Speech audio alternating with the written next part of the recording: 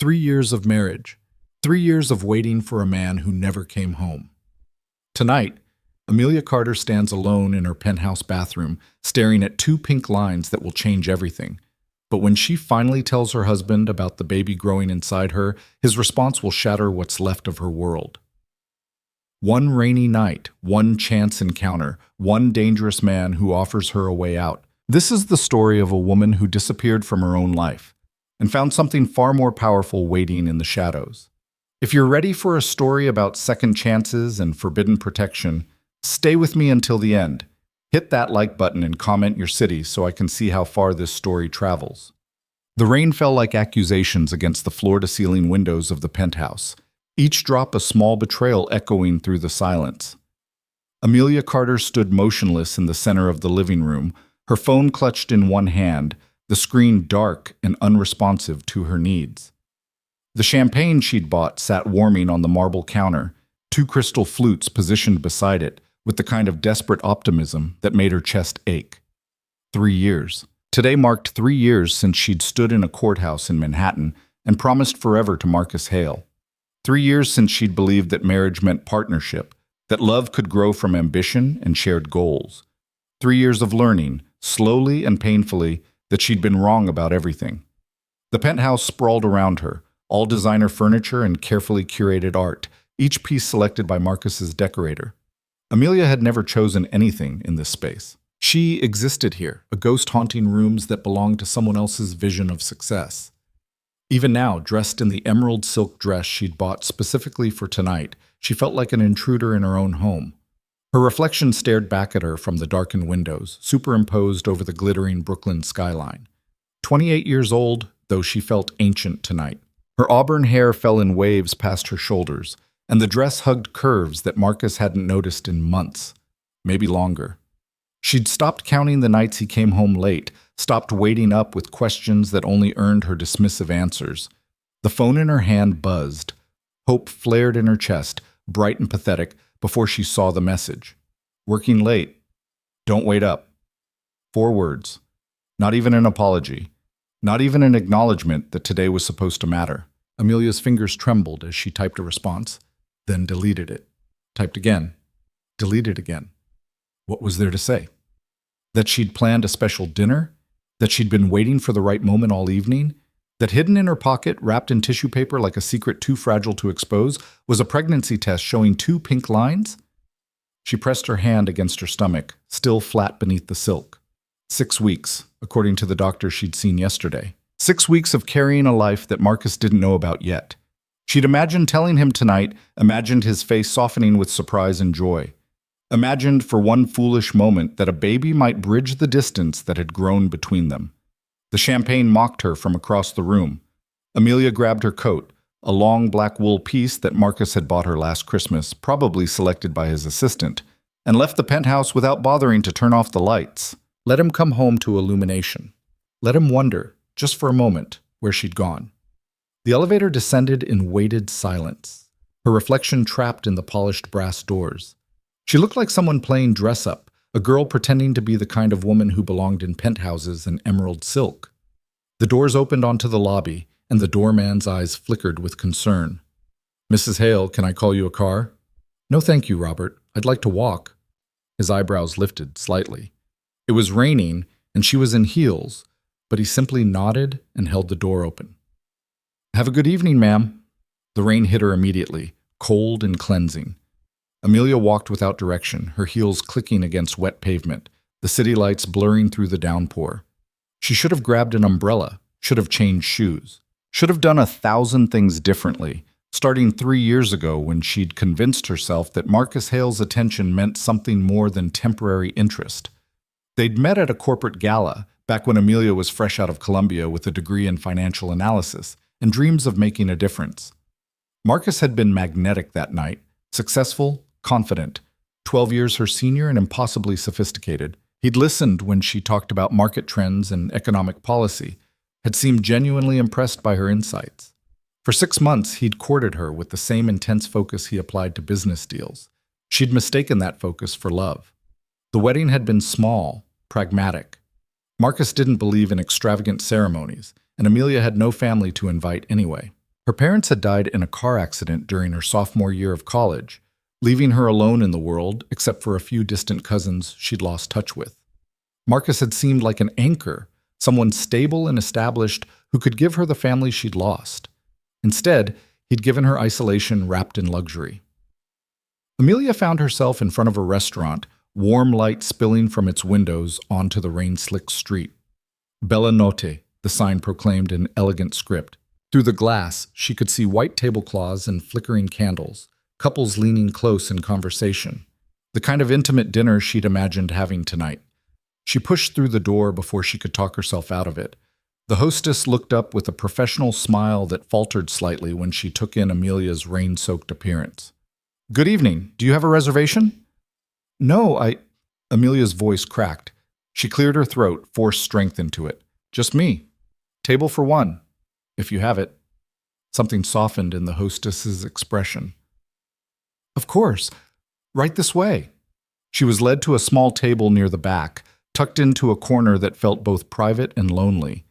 Amelia ordered wine before remembering she couldn't drink it, then changed it to sparkling water with a tight smile. The hostess didn't comment on the substitution, for which Amelia was grateful.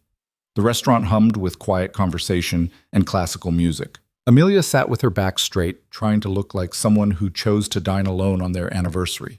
Someone confident and independent rather than abandoned. Her coat dripped onto the floor. Her hair hung in damp strands. She'd never felt more pathetic. "Excuse me." The voice was deep, touched with an accent she couldn't quite place. Italian, maybe, smoothed by years in America.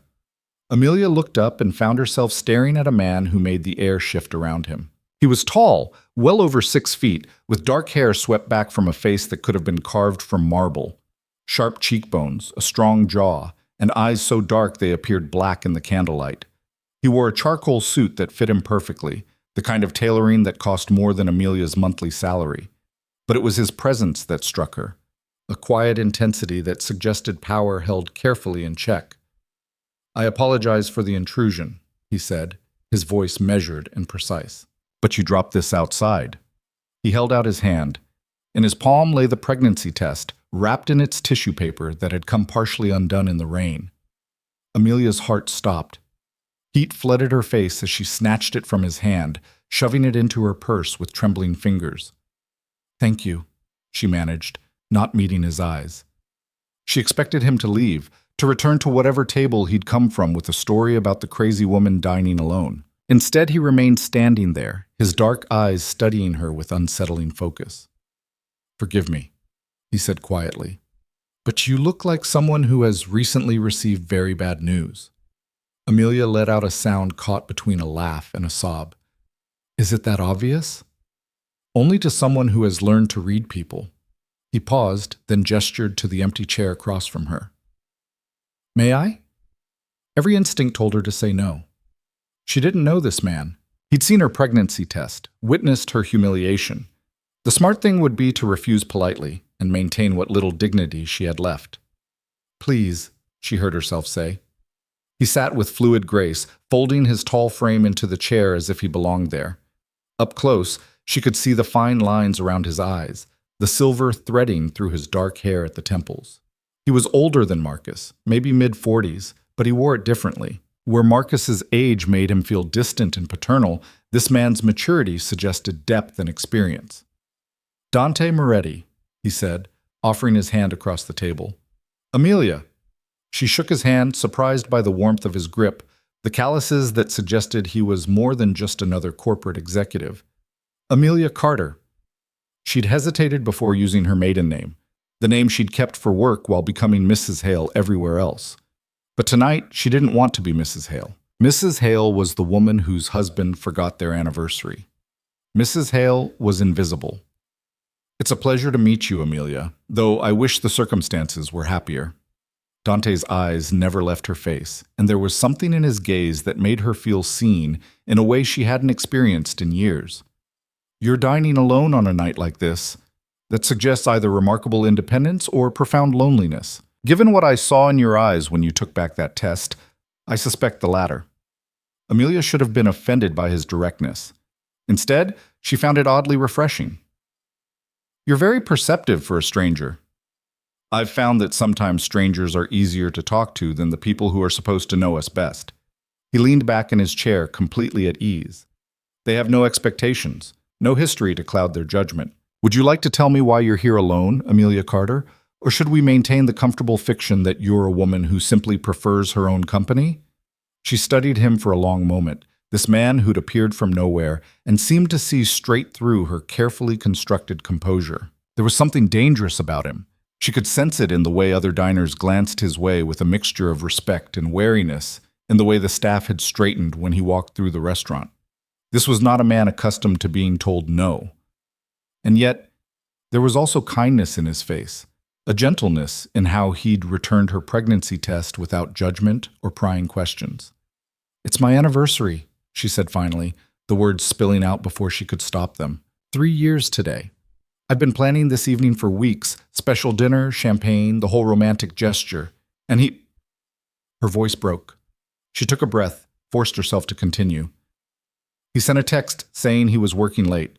4 words. Working late, don't wait up. Dante's expression didn't change, but something flickered in his dark eyes. And the test? He doesn't know yet. I was going to tell him tonight. Amelia laughed bitterly.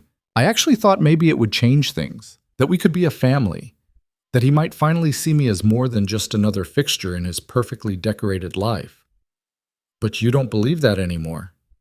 It wasn't a question. Amelia shook her head slowly, feeling something break loose inside her chest. No, I don't think I believe in much of anything anymore.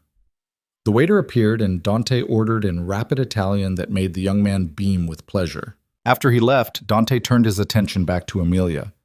When I was younger, I made the mistake of believing that love could be earned through sacrifice, that if I gave enough, became enough, the people I cared about would eventually value what I offered. He paused, his fingers drumming once against the white tablecloth. I learned, painfully, that love which must be earned is not love at all. It's transaction. And you, Amelia Carter, deserve more than to be another line item in someone's ledger. You don't know anything about my marriage, she said, but there was no heat in it. I know you're sitting alone in a restaurant on your anniversary, pregnant and crying, while your husband works late. Dante's voice remained gentle, but there was steel beneath it.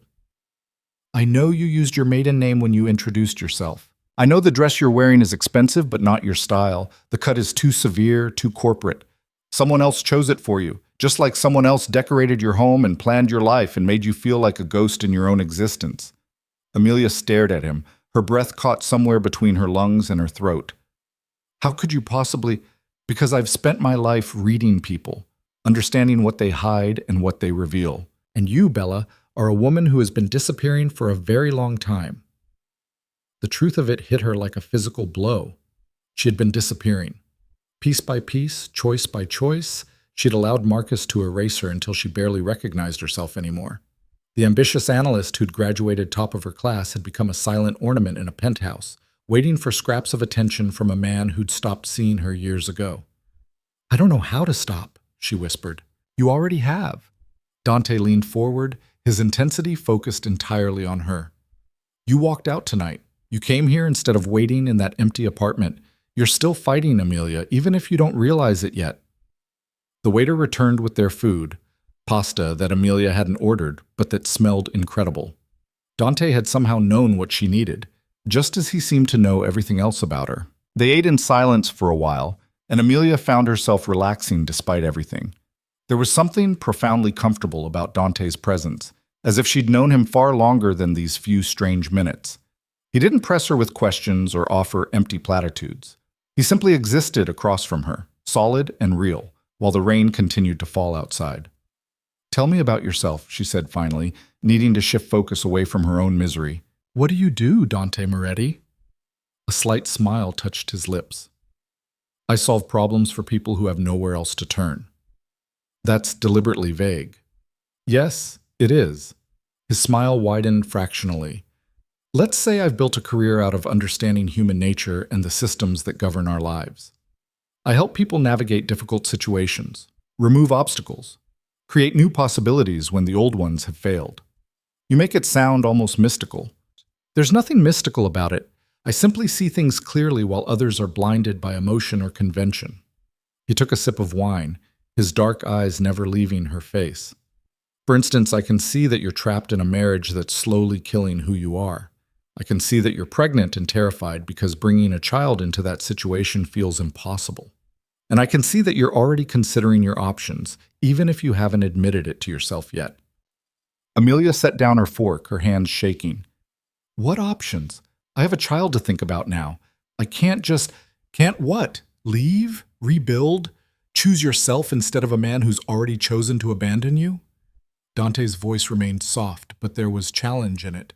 Those are all choices, Amelia. Difficult ones, certainly, but choices nonetheless. You don't understand. Marcus, he has connections, resources. If I tried to leave, if I fought him on anything, he'd destroy me. My career, my reputation, everything. Would he? Dante tilted his head slightly. Or is that what you've been conditioned to believe? That you're powerless? That you need him? That stepping away would mean losing everything? He leaned forward again, and there was something almost fierce in his expression now. I have news for you, Bella. You've already lost everything that matters. The question is whether you're brave enough to admit it. Tears burned in Amelia's eyes. I'm not brave. I'm just tired. Exhaustion and bravery are not mutually exclusive. Sometimes the bravest thing is simply refusing to continue down a path that's destroying you. Dante reached into his jacket and pulled out a card, sliding it across the table. It was simple, heavy cardstock with just a phone number embossed in black. If you decide you want to disappear, call this number. I can help you vanish so completely that even someone with Marcus Hale's resources won't find you. You and your child could start fresh. Build a life that's entirely yours. Amelia picked up the card with trembling fingers. Why would you do that? You don't even know me. Let's say I have reasons of my own for helping women escape difficult situations. Something dark crossed Dante's face, gone before Amelia could identify it. And perhaps I see in you something worth saving. Someone who deserves a chance to remember who they were before they learned to make themselves small. This is insane, Amelia said, but she didn't put the card down. I can't just disappear. That's not how real life works. Isn't it? Dante's smile was sad now. People disappear every day, Amelia. They leave marriages, cities, entire lives behind when the weight becomes too much to carry. The only difference is whether they do it with planning and protection or whether they simply run blindly and hope for the best. The restaurant had begun to empty around them, other diners finishing their meals and heading back into the rainy night. Amelia glanced at her phone and saw it was past 11. No new messages from Marcus. He'd probably already forgotten she existed. I should go, she said, though she made no move to stand. You should, Dante agreed, but his tone suggested he understood her reluctance. But before you do, I want you to ask yourself one question. When you imagine the future, 10 years from now, 20, can you honestly see yourself still waiting in that penthouse for a man who will never prioritize you? Can you imagine raising your child in that environment, teaching them by example that love means accepting scraps and calling it enough? Amelia's throat tightened. She thought about her own childhood, her parents' warm, chaotic house full of laughter and fierce affection. They'd fought sometimes, sure, but they'd also danced in the kitchen and left love notes for each other and made every day feel like an adventure. That was what she'd wanted to give her own children someday. That sense of being cherished and seen and absolutely essential to someone's happiness. Marcus would never give her that. She'd known it for a long time, probably since the first year of their marriage, when his attention had shifted from her to the next business deal, the next acquisition, the next thing he could control and perfect. I can't think about this right now, she said, standing abruptly. The room tilted slightly, and Dante was there immediately, his hand steadying her elbow. Easy, he murmured. When did you last eat? I don't remember. This morning, maybe? The pasta had been the first real food she'd had all day, she realized. She'd been too nervous about the evening to eat lunch. Dante's jaw tightened. Let me take you home. You shouldn't be walking in this weather. I can manage. I'm sure you can. You've been managing for 3 years, haven't you? Managing and surviving and pretending everything is fine. His hand was still on her elbow, warm and solid. But just this once, let someone take care of you. No strings, no expectations, just simple human kindness. Amelia wanted to refuse, wanted to maintain the fiction that she was fine, that she could walk back to her empty penthouse in the rain and face whatever came next alone. But she was so tired of being alone, so tired of pretending she didn't need anyone. "Okay," she whispered. Dante's car was waiting outside, a sleek black sedan with a driver who appeared the moment they stepped onto the sidewalk, umbrella already open. The man's eyes flickered to Amelia with professional neutrality, taking in her bedraggled appearance without comment. "Mrs. Carter needs to go home," Dante said, opening the car door for her. "I'll follow in my own vehicle." "You don't have to," Amelia began, but Dante cut her off with a gentle smile. "I know I don't have to. I want to. Humor me, Bella." She slid into the car and Dante closed the door with careful precision. Through the tinted window, she watched him speak quietly to the driver, saw the man nod with the kind of deference that suggested Dante was someone important, someone powerful. The drive to her building took 15 minutes through rain-slicked streets. Amelia sat in silence, the pregnancy test heavy in her purse, Dante's card burning against her palm. She should throw it away, should forget this entire strange evening and focus on her marriage, on trying to make things work with Marcus. But even as she thought it, she knew she wouldn't. Something had shifted tonight, some fundamental understanding of herself and her life. Dante had named the things she'd been too afraid to acknowledge. She'd been disappearing. And she was tired of being invisible. The car pulled up outside her building, and Robert opened the door with his usual professional courtesy. "Mrs. Hale, I hope you had a pleasant evening." "Thank you, Robert." Amelia stepped out, and a second car pulled up behind them. Dante emerged from the passenger seat, and she saw Robert's eyes widen fractionally before his expression smoothed into neutrality again. "Mr. Moretti," Robert said, and there was something in his tone, respect touched with wariness, that confirmed Amelia's suspicion that Dante was far more than just a helpful stranger. "Robert," Dante nodded to the doorman, then turned to Amelia. "I'll see you to your door." "That's really not necessary." "Perhaps not. But I'd like to." They rode the elevator in silence, Dante's presence filling the small space with quiet intensity. Amelia was hyper-aware of him beside her, the subtle scent of his cologne, the way he stood with perfect stillness, the sense that he was always watching, always assessing. The elevator doors opened onto her floor, and Amelia led the way to her penthouse. Her hand shook as she found her keys, and Dante's hand covered hers gently, steadying them. "Breathe," he said quietly. "You're safe." She unlocked the door and pushed it open. The lights were still on, just as she'd left them. The champagne still sat on the counter, the crystal flute still waited beside it. Everything exactly as it had been, except Amelia herself had changed. "Thank you," she said, turning to face Dante. "For dinner, for the ride, for—" She couldn't finish the sentence. "For seeing me, for making me feel human again, for offering me a way out even though we're strangers." "You don't have to thank me." Dante's dark eyes held hers, and something passed between them, some understanding that went deeper than words. "But if you need help, when you need help, call that number. Day or night, Amelia. I meant what I said. I can make you disappear." "Why?" she asked again, desperate to understand. "Why would you do this for me?" Dante was quiet for a long moment, his expression unreadable. Finally he said, "Because a long time ago, someone I cared about needed to disappear, and I wasn't there to help her. She paid for that with her life." His voice remained steady, but Amelia could hear the old grief beneath it. "I can't change the past, but I can make sure other women have the choice she never got."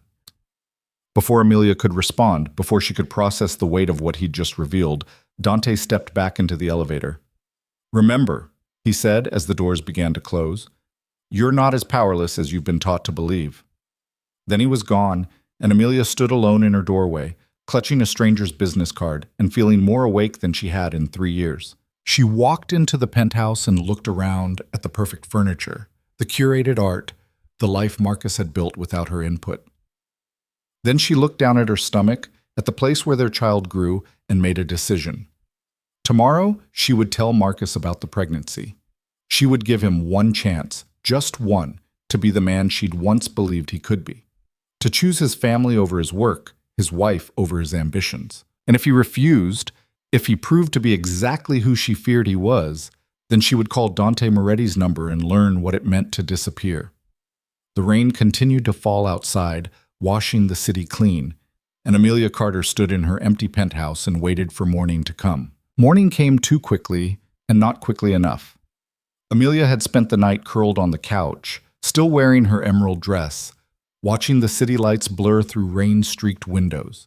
Sleep had been impossible. Every time she closed her eyes, she saw Dante's dark gaze, heard his words echoing in her mind. "You've already lost everything that matters." Around 6, she heard the penthouse door open. Marcus's footsteps were quiet in the hallway, probably trying not to wake her. She sat up, smoothing her dress, and waited. He appeared in the doorway of the living room, loosening his tie with the automatic gesture of a man who'd performed the motion 10,000 times. Marcus Hale was handsome in the way of successful men, tall, fit from his personal trainer sessions, his salt and pepper hair styled perfectly even at this hour.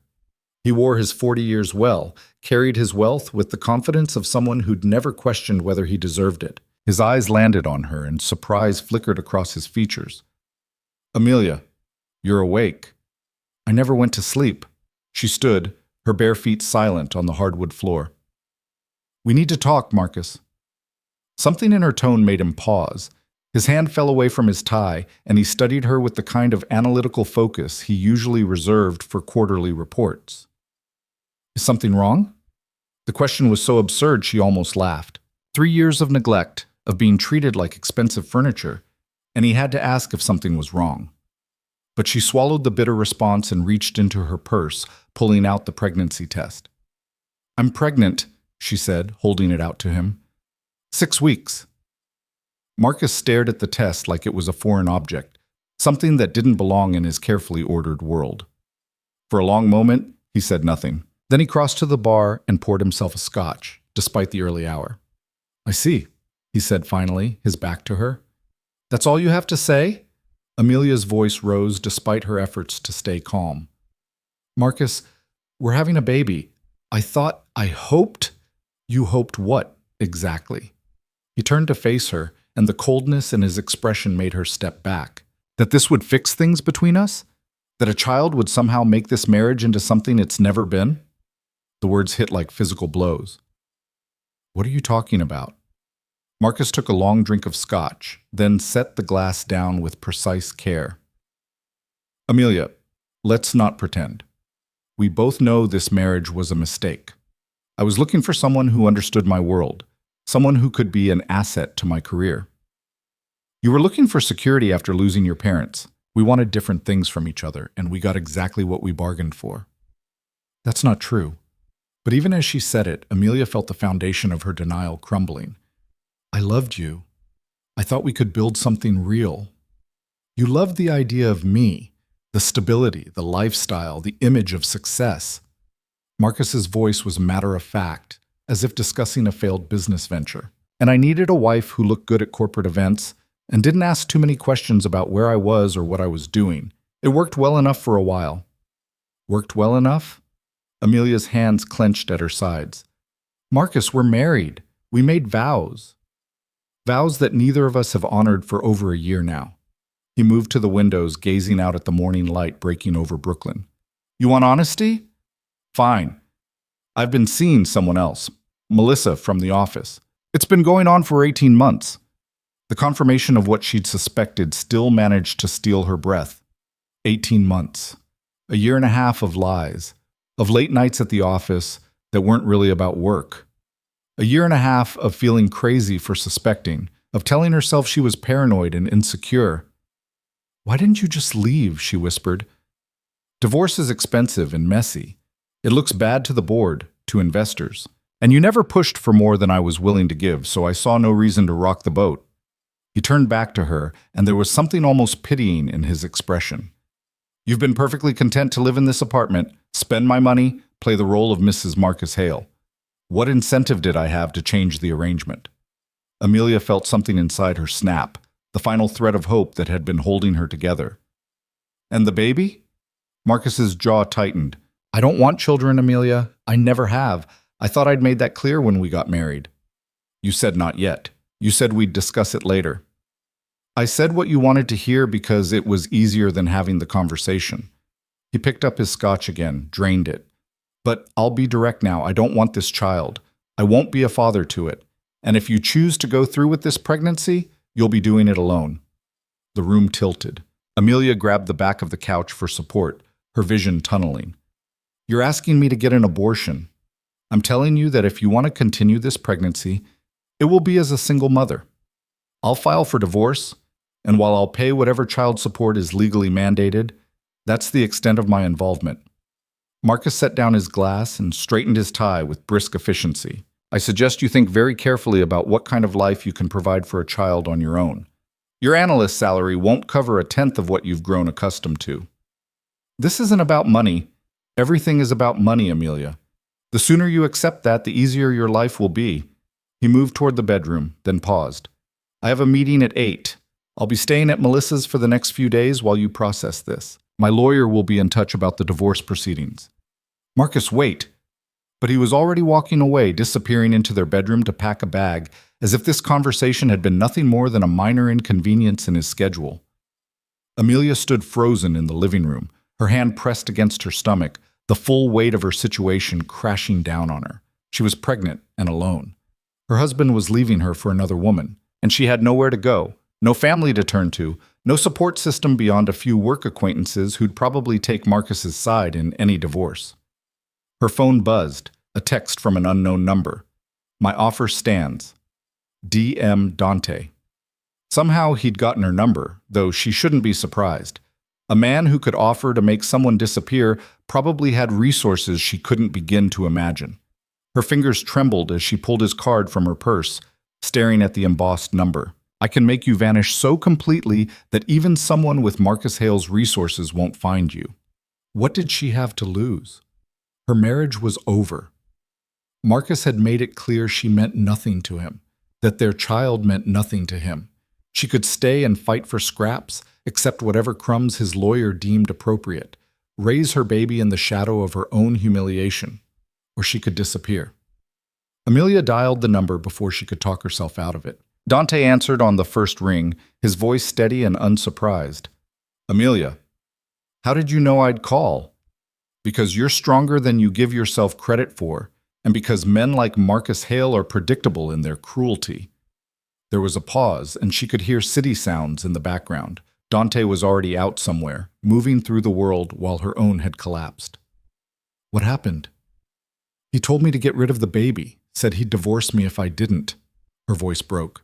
He's been cheating on me for 18 months with someone from his office, and he stood there acting like I was the unreasonable one for being upset. Dante's silence spoke volumes. When he finally responded, his voice was deadly quiet. Where are you now? Still at the penthouse. He's packing. Said he'd be at his girlfriend's place for a few days. Good. That gives us time.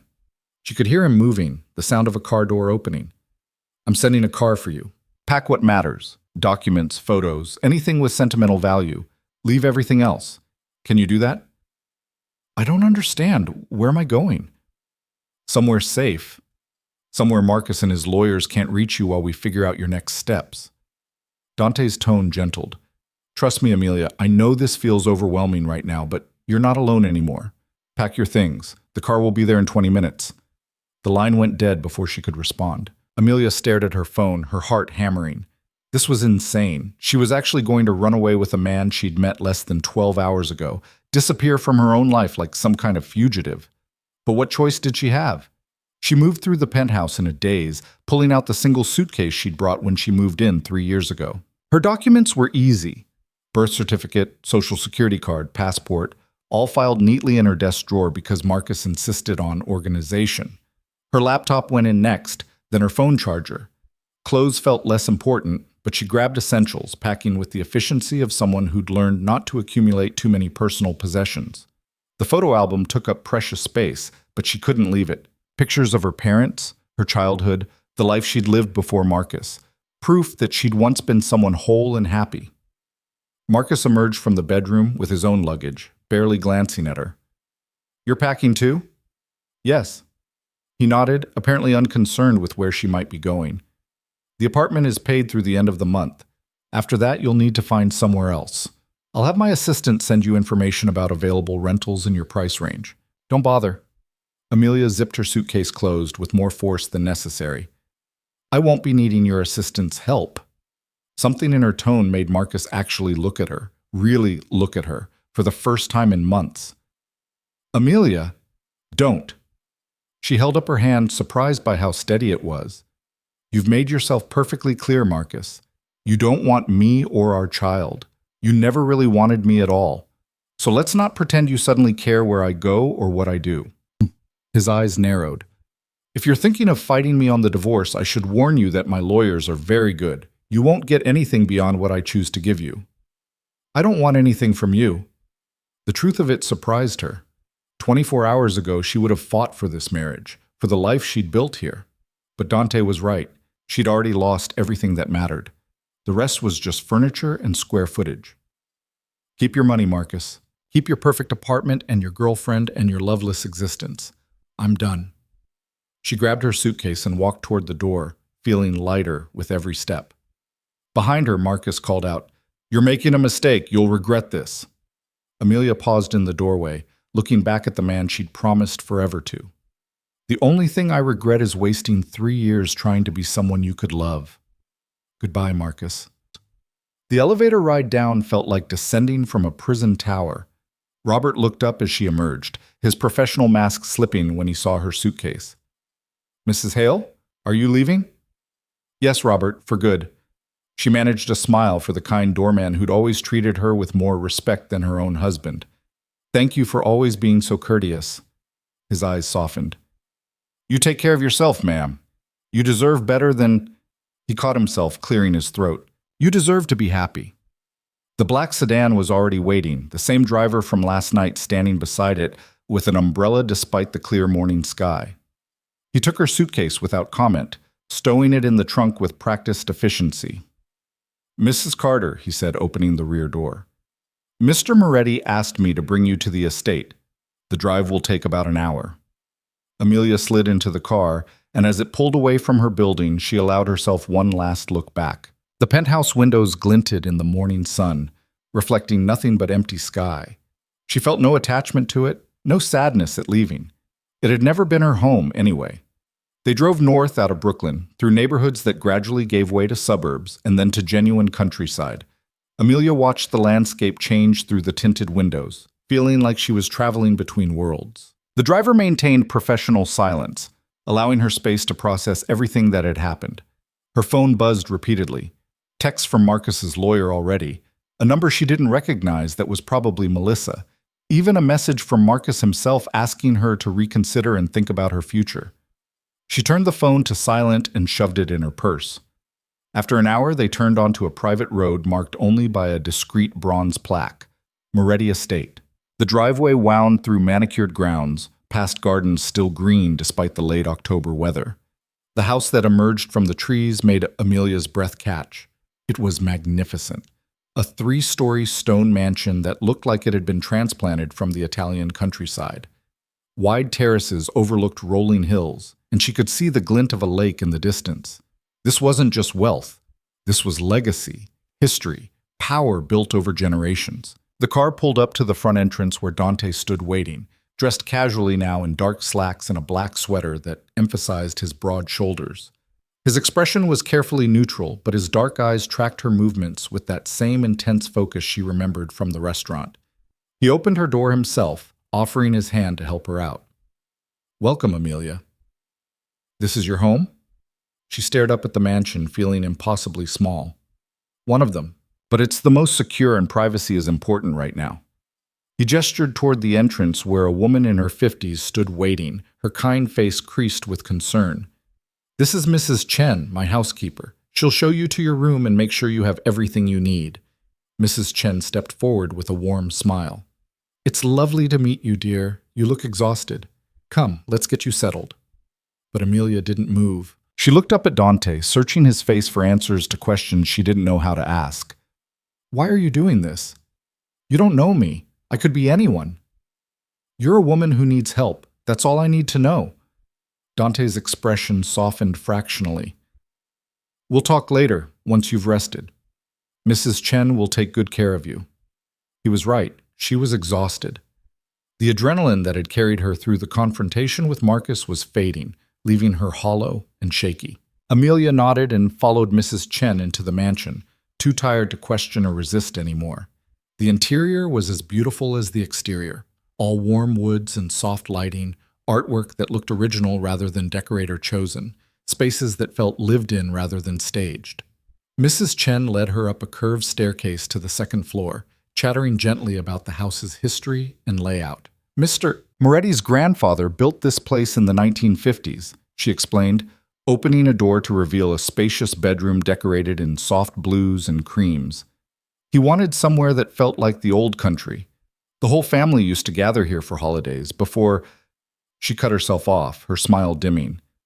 Well, it's quieter now, but Mr. Moretti keeps it maintained beautifully. The bedroom was larger than Amelia's entire first apartment had been. A king-sized bed dominated one wall, flanked by windows that overlooked the gardens. There was a sitting area with a fireplace, a desk, even a small bookshelf already stocked with novels. The bathroom is through there, Mrs. Chen pointed to a door on the left. And if you need anything at all, just pick up the phone by the bed. It connects directly to the kitchen. Are you hungry? I could bring up some breakfast. Amelia's stomach turned at the thought of food. Maybe just some tea? Of course, dear. You rest now. Things always look better after some sleep. After Mrs. Chen left, Amelia stood alone in the beautiful room, her suitcase by the door, and felt the full weight of what she'd done crash over her. She'd left her husband, left her home, run away with a stranger to hide in a mansion in the countryside like some kind of fugitive or fairy tale princess. This was insane. Her phone buzzed again, and she pulled it out to see 15 new messages. Most from Marcus's lawyer, but one from a number she didn't recognize. I know you left Marcus. We should talk. There are things you need to understand about your husband's business. Things that could help you in the divorce. Jennifer Hayes, federal prosecutor. Amelia stared at the message, her exhaustion momentarily forgotten. Federal prosecutor? What did the federal government want with Marcus? Before she could process this new complication, there was a soft knock at the door. Dante entered carrying a tray with tea and toast, Mrs. Chen hovering behind him looking scandalized that he was serving himself. I can do that, Mr. Moretti. I've got it, Helen. Thank you. He set the tray on the desk, then waited until Mrs. Chen retreated before turning to Amelia. You look like you've seen a ghost. I got a strange text from someone claiming to be a federal prosecutor. She showed him the message, watching his face carefully. Dante's expression didn't change, but something flickered in his eyes. Jennifer Hayes. She's legitimate. Been investigating financial crimes in Manhattan for about 5 years now. Very good at her job. How do you know that? I make it my business to know important people in various fields. He moved to the window, gazing out at the grounds. The question is, why is she contacting you about Marcus? She says there are things I need to know about his business, things that could help me. Amelia sat on the edge of the bed, her legs suddenly unsteady. Dante, what kind of trouble is Marcus in? The kind that gets federal prosecutors involved usually revolves around money, fraud, embezzlement, money laundering. He turned back to her, his dark eyes serious.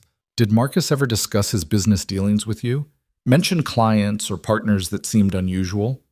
Amelia thought back through 3 years of deliberately not asking questions, of accepting Marcus's explanations about working late and business trips without pushing for details.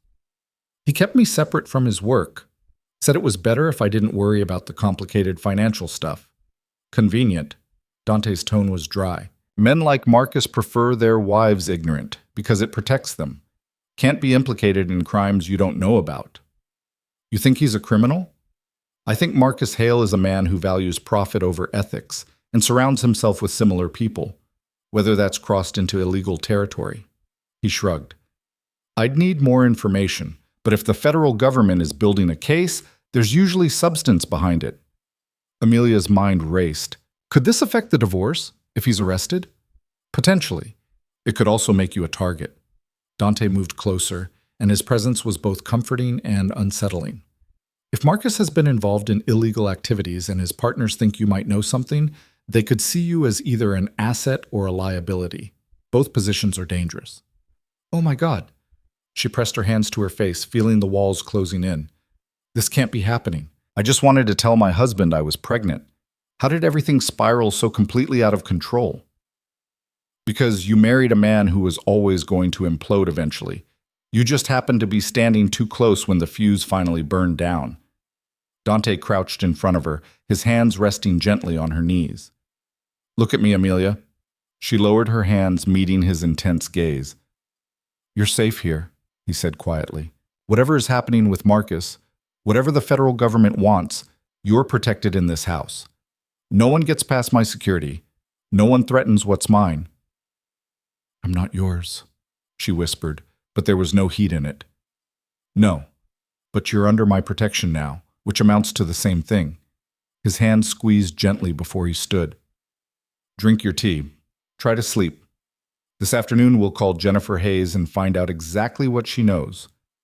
One crisis at a time, Bella.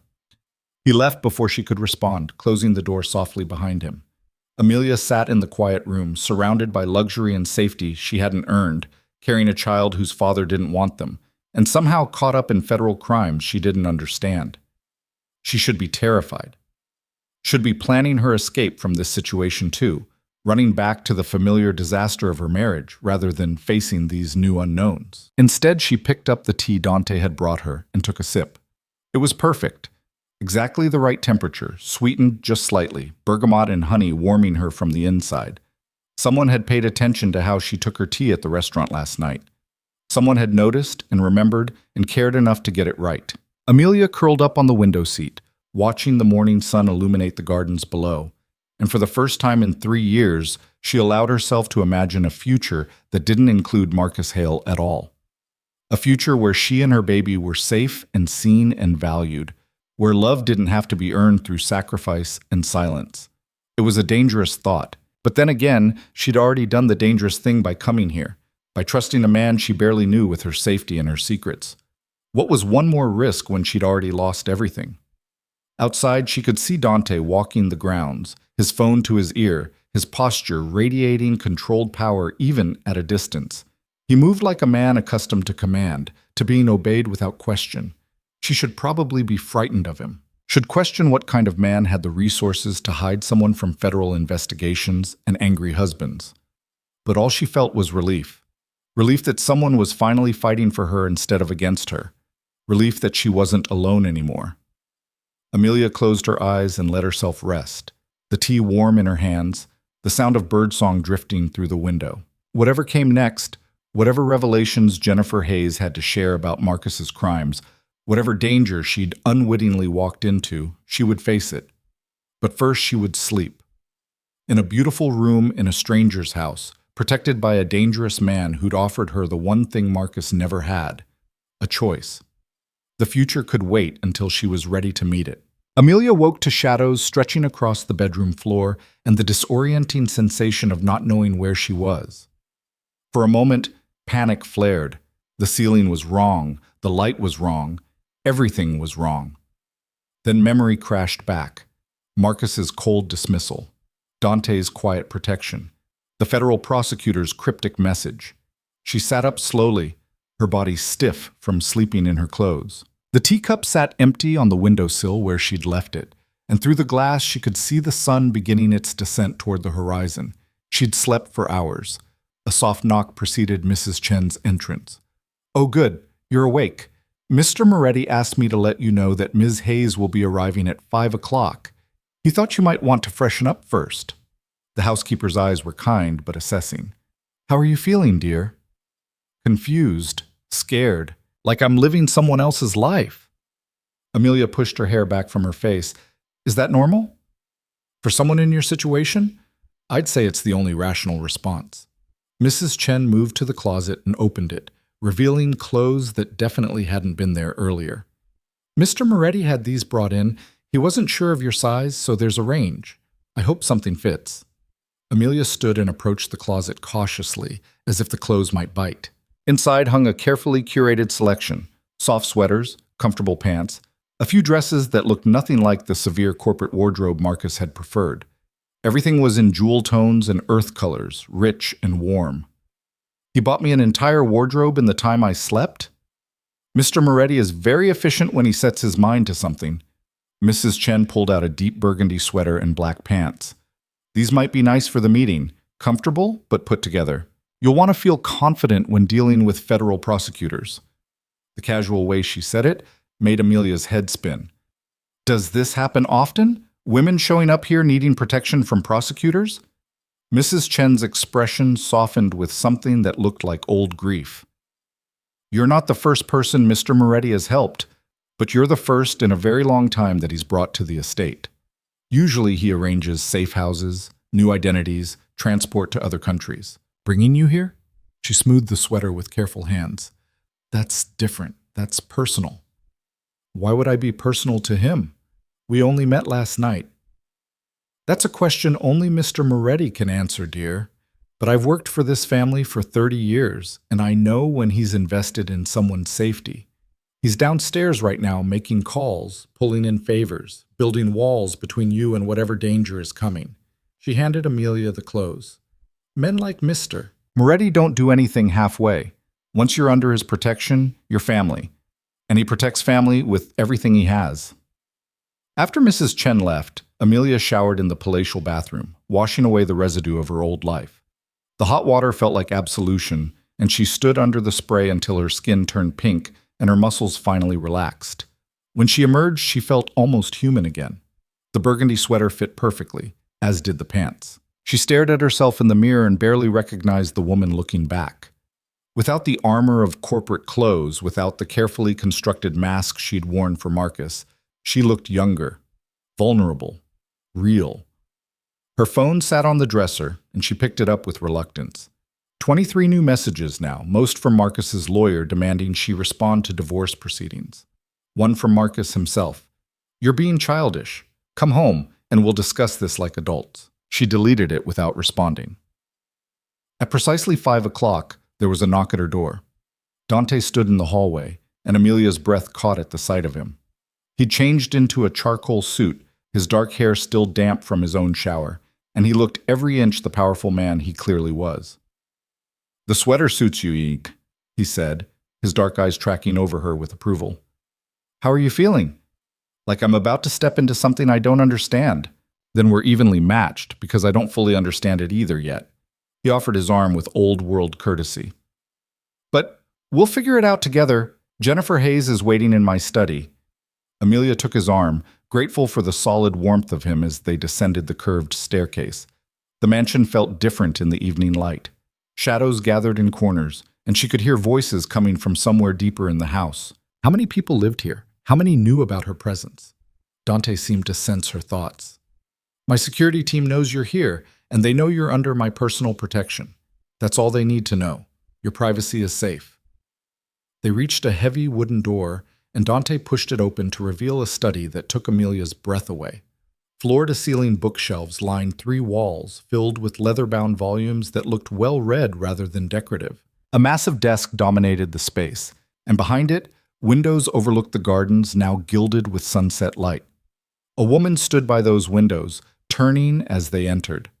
Jennifer Hayes was younger than Amelia expected, mid-30s with sharp features and intelligent eyes that missed nothing. She wore a navy suit and carried herself with the confidence of someone who'd fought hard for her position and refused to be intimidated. Mrs. Hale, she said, crossing to offer her hand, thank you for agreeing to meet with me. It's Ms. Carter, actually, or just Amelia. She shook the prosecutor's hand, feeling the strength in that grip. I'm not sure I agreed to anything. Your text was somewhat cryptic. Deliberately so. I wasn't sure if your husband monitored your communications. Jennifer glanced at Dante. Mr. Moretti, I was surprised to get your call this afternoon. I imagine you were. Dante gestured for them to sit, then positioned himself behind his desk like a king holding court. You wanted to discuss Marcus Hale's business dealings. I assume that means you have enough evidence to bring charges? Jennifer's eyes narrowed slightly. You're well informed. I make it my business to be informed, especially when it concerns someone under my protection. Dante leaned back in his chair, his posture deceptively relaxed. What do you need from Amelia? Perhaps Miss Carter should decide what she's comfortable sharing. Jennifer turned her attention to Amelia, her expression softening fractionally. I understand you filed for divorce this morning. Or rather, your husband initiated proceedings. How do you know that? Because we've been monitoring Marcus Hale for 6 months. Phone records, financial transactions, business meetings. When a target's wife suddenly leaves and divorce papers are filed within hours, we notice. She pulled a tablet from her briefcase and set it on the desk. What I'm about to tell you is part of an ongoing federal investigation. Normally, I wouldn't share this information with a civilian, but given your unique position and the fact that you may be in danger, I'm making an exception. Amelia's mouth went dry. What kind of danger? Jennifer tapped the tablet, and an image appeared. A photograph of Marcus at a restaurant with 2 men Amelia didn't recognize. Your husband has been involved in a money laundering operation for at least 3 years, possibly longer. He uses his investment firm as a front, cleaning money for various criminal enterprises. Drug trafficking, illegal gambling, even some weapons dealing. The words didn't make sense. Amelia stared at the photograph, trying to reconcile the man she'd married with the criminal Jennifer was describing. That's impossible. Marcus is meticulous about following regulations. He's always talking about compliance and legal frameworks. He's meticulous about appearing to follow regulations, Jennifer corrected. The operation is sophisticated.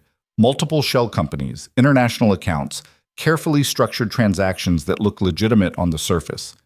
We've been building our case carefully because men like Marcus have expensive lawyers who know how to exploit technicalities.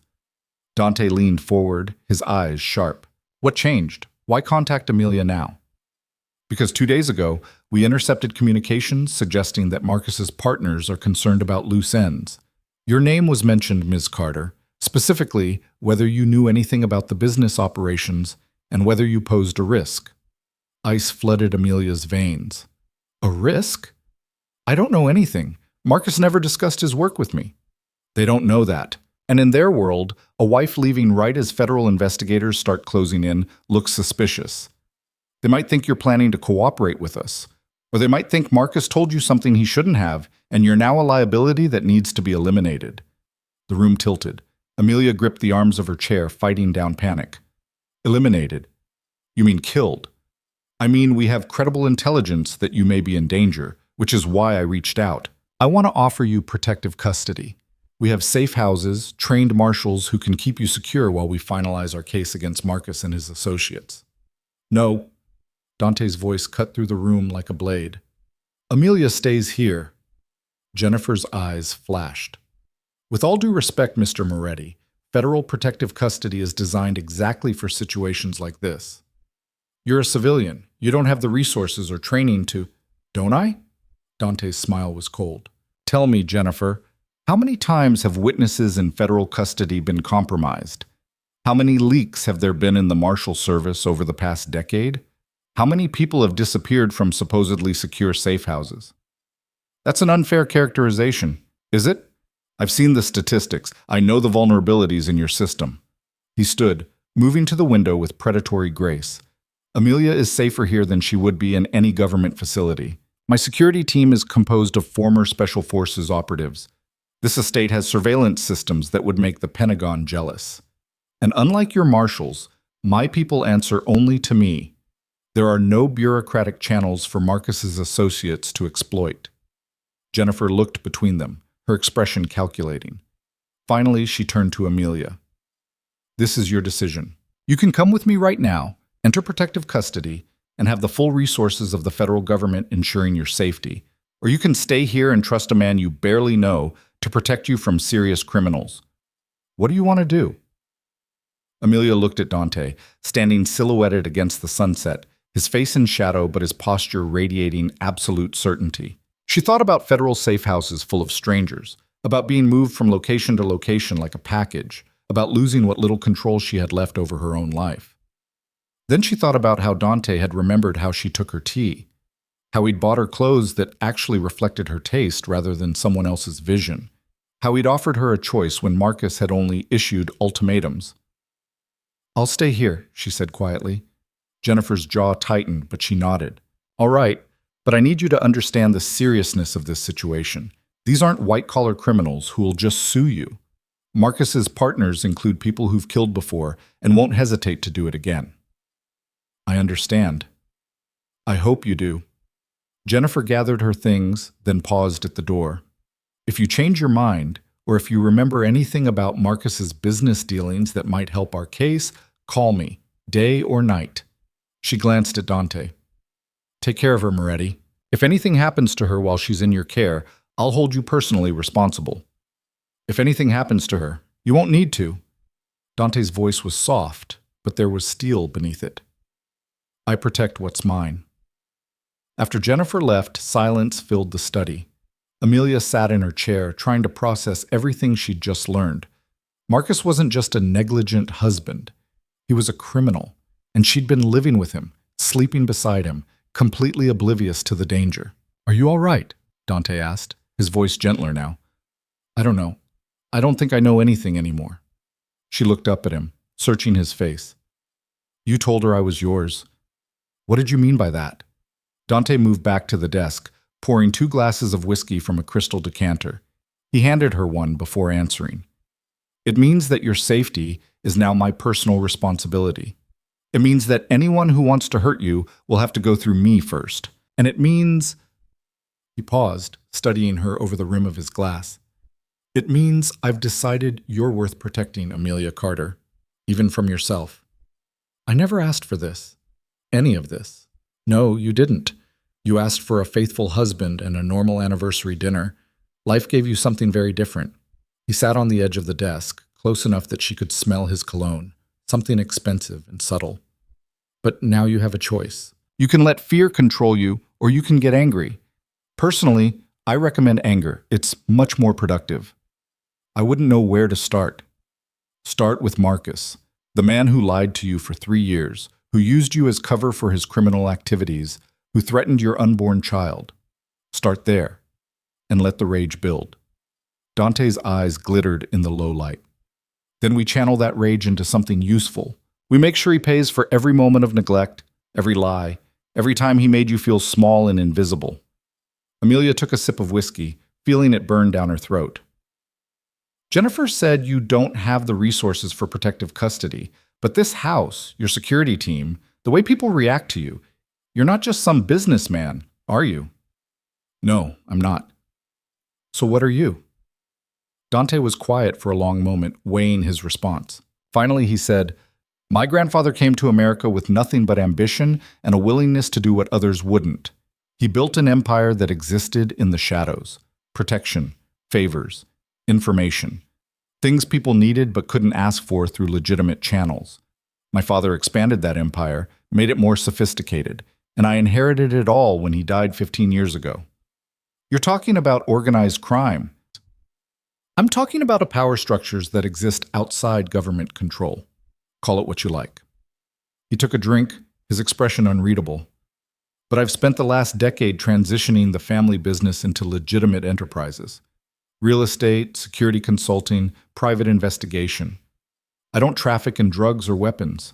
I don't hurt innocent people. But I maintain the connections, the resources, the reputation that my grandfather and father built. Because sometimes those resources are the only thing standing between good people and the monsters who destroy them. Amelia should be horrified, should recognize this as another bad decision in a long line of them. Instead, she felt strangely calm. Is that what I am? A good person who needs protecting from monsters? You're a woman who deserves better than what life has given you so far. And yes, you need protection, but you're also stronger than you think. Dante set down his glass and looked at her with an intensity that made her breath catch. Jennifer was right about one thing. Marcus's partners are dangerous. They will come for you once they realize you're not in federal custody. And when they do, I need you to trust me completely. Can you do that? I barely know you. True. But you know Marcus, and you know what trusting him got you. Sometimes the devil you don't know is safer than the devil you do. He stood, offering his hand. I'm not asking you to trust my intentions or my methods. I'm asking you to trust that I will keep you and your child safe. Everything else, we'll figure out as we go. Amelia looked at his extended hand, thinking about all the choices that had led her to this moment.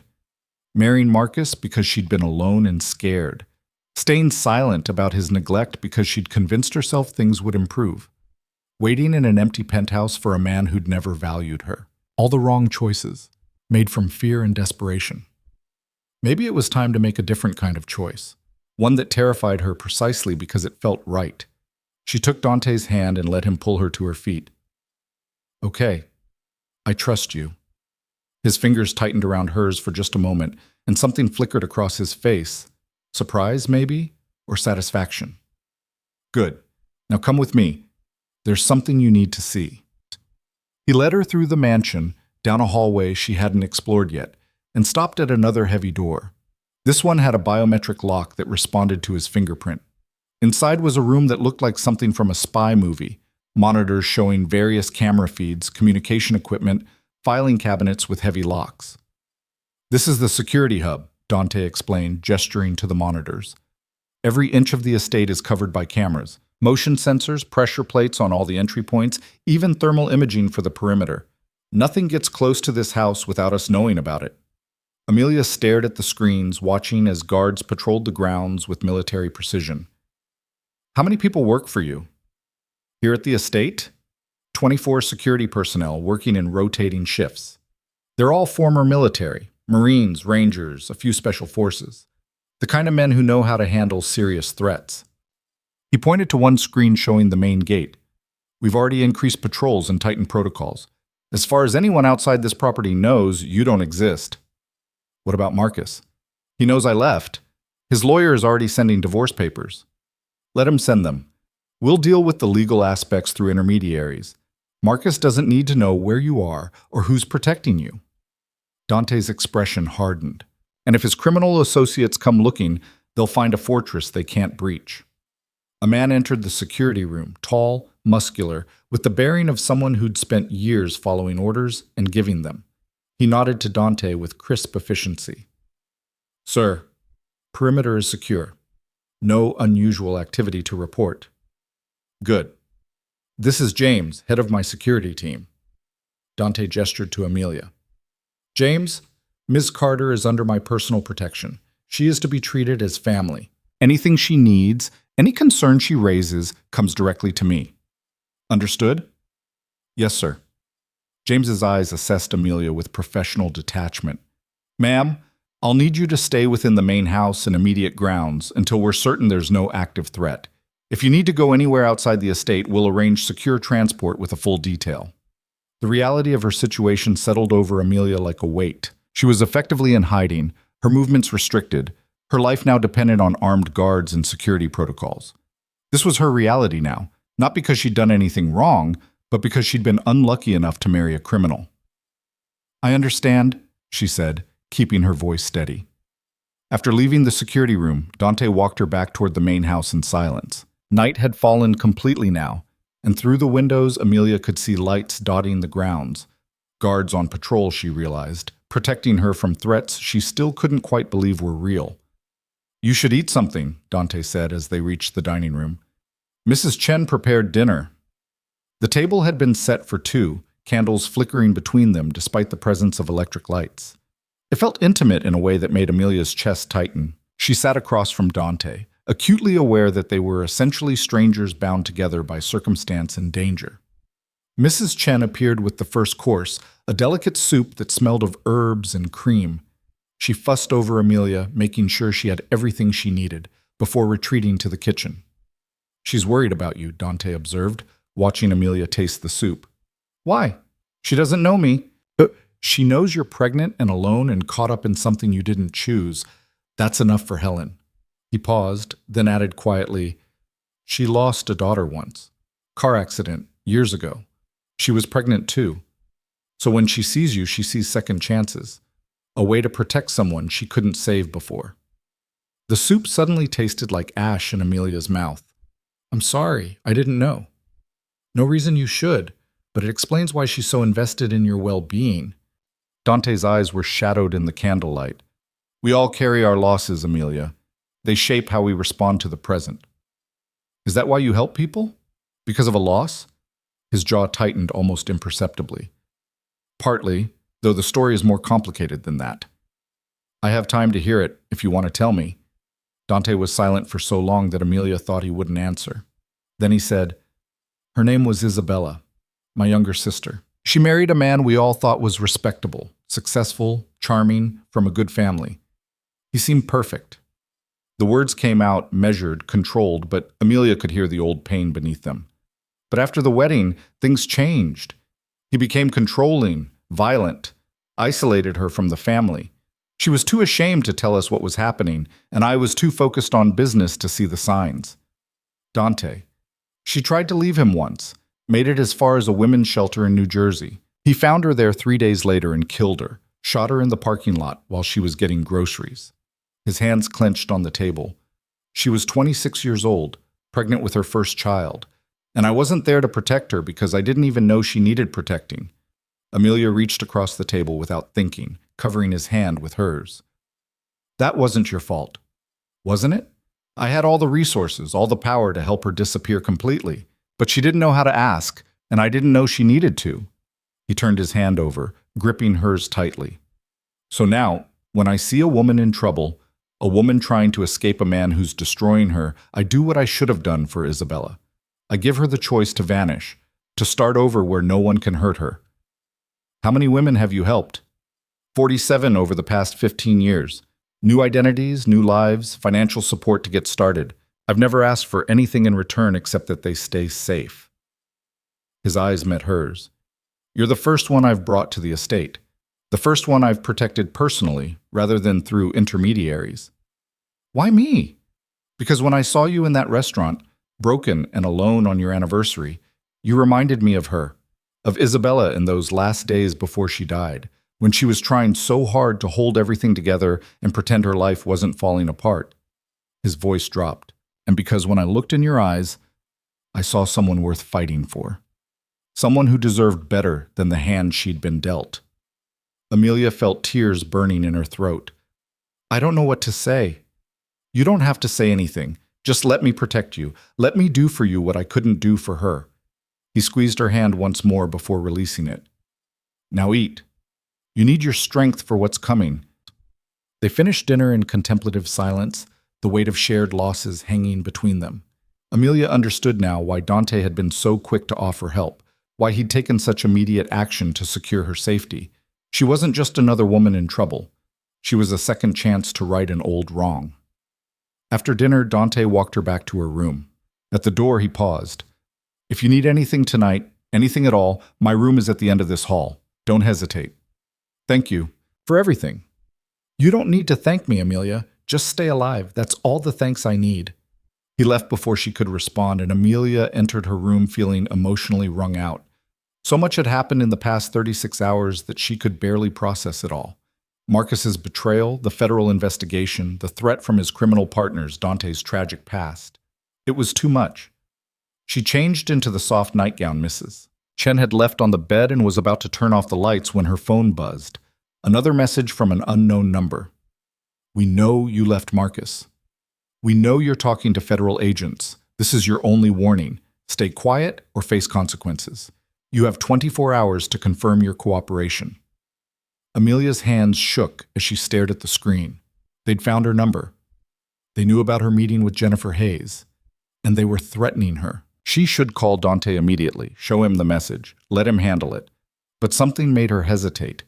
If she showed him this, he would tighten security even more, perhaps keep her locked in this beautiful prison indefinitely. And she was so tired of being powerless, of letting others make decisions about her life. Instead, she took a screenshot of the message and forwarded it to Jennifer Hayes with a simple note. They found me. Then she deleted the threatening text and turned off her phone completely. Tomorrow, she would tell Dante. Tomorrow, she would face whatever came next. But tonight, she needed to sleep. Needed to pretend, just for a few hours, that she was safe and protected and that the danger prowling outside these walls couldn't touch her. She climbed into bed and closed her eyes, one hand resting on her stomach where her child grew, unaware of the chaos their existence had sparked. Whatever happened next, whatever threats materialized, Amelia would face them. She had no choice. But at least now she wasn't facing them alone. The pounding on her door shattered the fragile peace of sleep. Amelia jerked awake, her heart hammering as early morning light filtered through the curtains.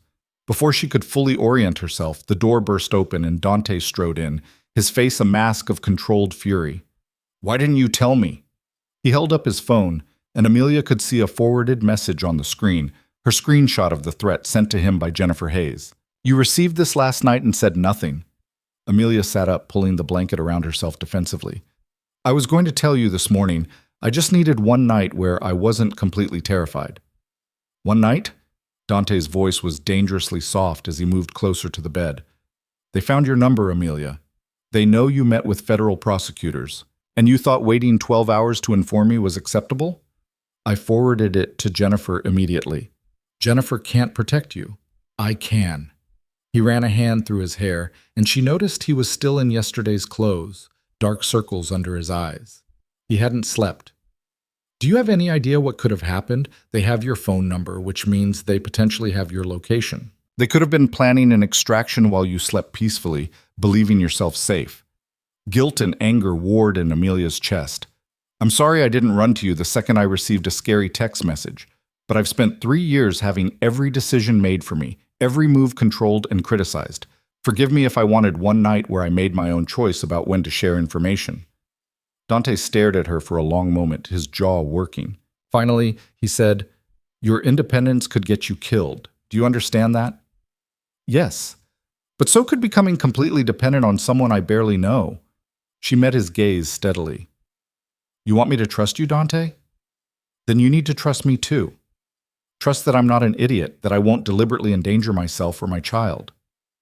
Forwarding a death threat to a federal prosecutor before telling the man protecting you isn't exactly brilliant strategic thinking. Maybe not, but it was my choice to make. Amelia threw back the covers and stood, refusing to have this argument from a position of weakness.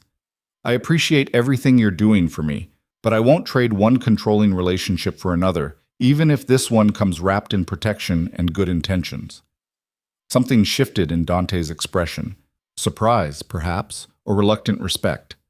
He was quiet for several heartbeats before speaking again. "You're right. I apologize for barging in here like you were a child who'd misbehaved rather than an adult making calculated decisions." He held up the phone again. "But we need to discuss this threat seriously. They gave you 24 hours. That deadline expires in..." He checked his watch. 11 hours. The anger drained out of Amelia, replaced by cold fear. "What do you think they want?" "Confirmation that you won't cooperate with federal investigators. Assurance that you don't know anything about Marcus's business operations that could harm them." Dante moved to the window, scanning the grounds below with practiced vigilance. "The question is whether they'll actually wait for your response, or if the deadline is simply misdirection while they move against you anyway. What would you do if you were them?" "I'd assume you're already compromised and act accordingly. The threat gives you false hope that you can negotiate, that cooperation might save you. But men who send anonymous threats don't keep their word."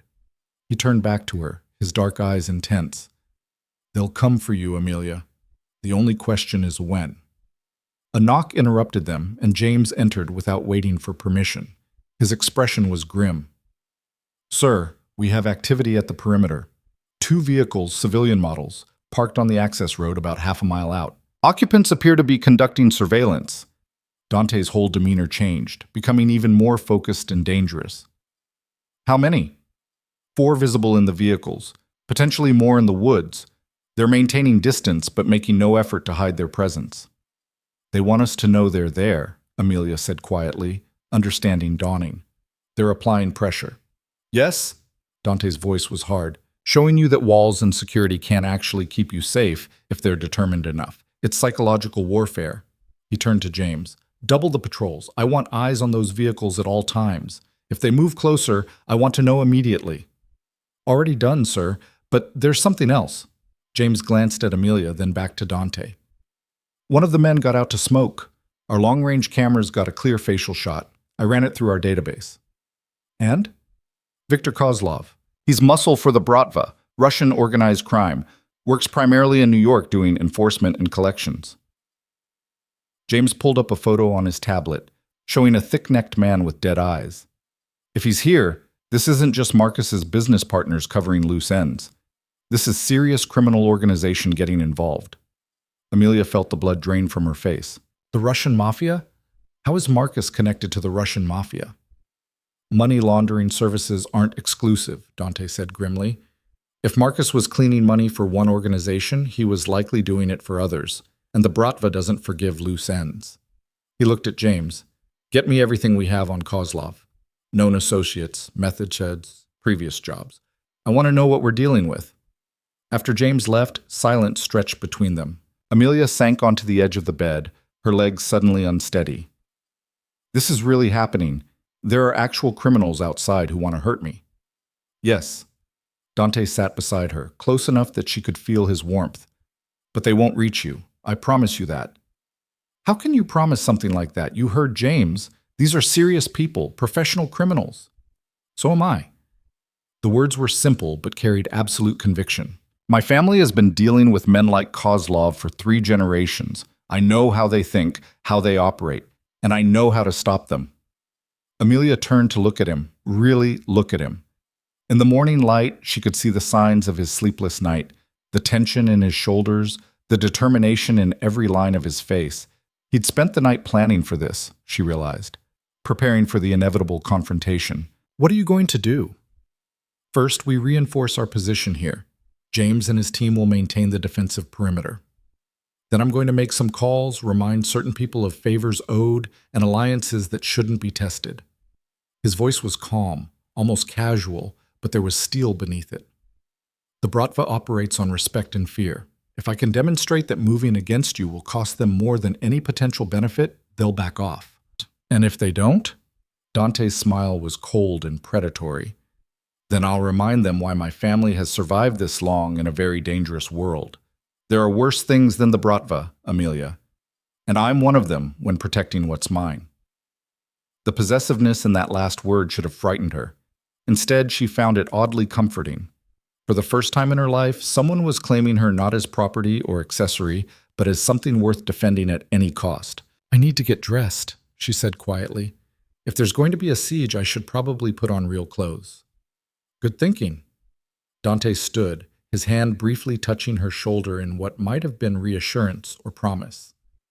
Come down when you're ready. We'll have breakfast and discuss next steps. After he left, Amelia stood under the shower and let the hot water wash away the lingering fear. She was terrified, yes, only a fool wouldn't be scared with Russian mobsters camped outside. But beneath the fear was something else, something she hadn't felt in years. Anger. Pure righteous fury at Marcus for dragging her into this, at the men threatening her unborn child, at the whole situation that had stolen her peaceful life and replaced it with danger. She dressed in jeans and a soft gray sweater, practical clothes that wouldn't restrict her movement if things went wrong. Then she braided her hair back tightly and looked at herself in the mirror. The woman staring back at her looked different from the ghost who'd wandered rainy streets just days ago. This woman had steel in her spine and fire in her eyes. Downstairs, she found Dante in his study, phone pressed to his ear, speaking rapid Italian. He gestured for her to sit, and she settled into one of the leather chairs, listening to the musical flow of his native language, even though she couldn't understand the words. Whatever he was saying, his tone was both respectful and commanding, clearly speaking to someone whose cooperation he needed but wouldn't beg for. He ended the call and immediately made another, this one in English. Yes, I'm aware of the situation. What I need to know is whether your organization sanctioned this move or if Kozlov is acting independently. A pause. I see. Then you understand that any action against Ms. Carter will be considered a direct attack on me personally. The consequences of that should be clear. Another pause. Longer this time. Good. I'm glad we understand each other. Yes, I'll wait for confirmation. He set the phone down and looked at Amelia. That was a contact in the Bratva leadership. According to him, Kozlov is here on behalf of Marcus's partners, not as official organization business. That's both good and bad. How is it good? Because it means the full weight of the Russian mob isn't targeting you. This is a smaller operation, easier to counter. But it's bad because Kozlov has more autonomy to act without organizational oversight. He's essentially freelancing, which makes him unpredictable. Mrs. Chen appeared with a tray of breakfast foods, eggs, toast, fresh fruit, orange juice. She set it down with her usual efficiency, but Amelia could see worry in the older woman's eyes. Thank you, Helen, Dante said gently. Everything all right in the kitchen? The staff is nervous, Mr. Moretti. Word spread about the men outside. She twisted her hands together. Should I send the day staff home? Keep only essential personnel? No, maintaining our normal routine is important, but make sure everyone understands they're to stay inside the main house and immediate grounds. No one goes near the perimeter. After Mrs. Chen left, Amelia picked at her food without appetite. Your staff could be in danger because of me. My staff is well compensated for the occasional danger that comes with working for my family. Every person in this house knows what they signed up for. Dante ate methodically, fueling his body with the same calculated efficiency he applied to everything else. Besides, most of them are former law enforcement or military. James recruited people who could handle themselves in difficult situations. Still, it doesn't seem fair. Fair would be you living a quiet life with a faithful husband, raising your child in peace and safety. We stopped living in fair the moment Marcus involved himself with criminals and then abandoned you to face the consequences alone. Dante's jaw tightened. But we can still achieve just, and I fully intend to make sure Marcus and everyone associated with this situation faces justice for what they've done. Amelia was about to respond when James appeared in the doorway, his expression urgent.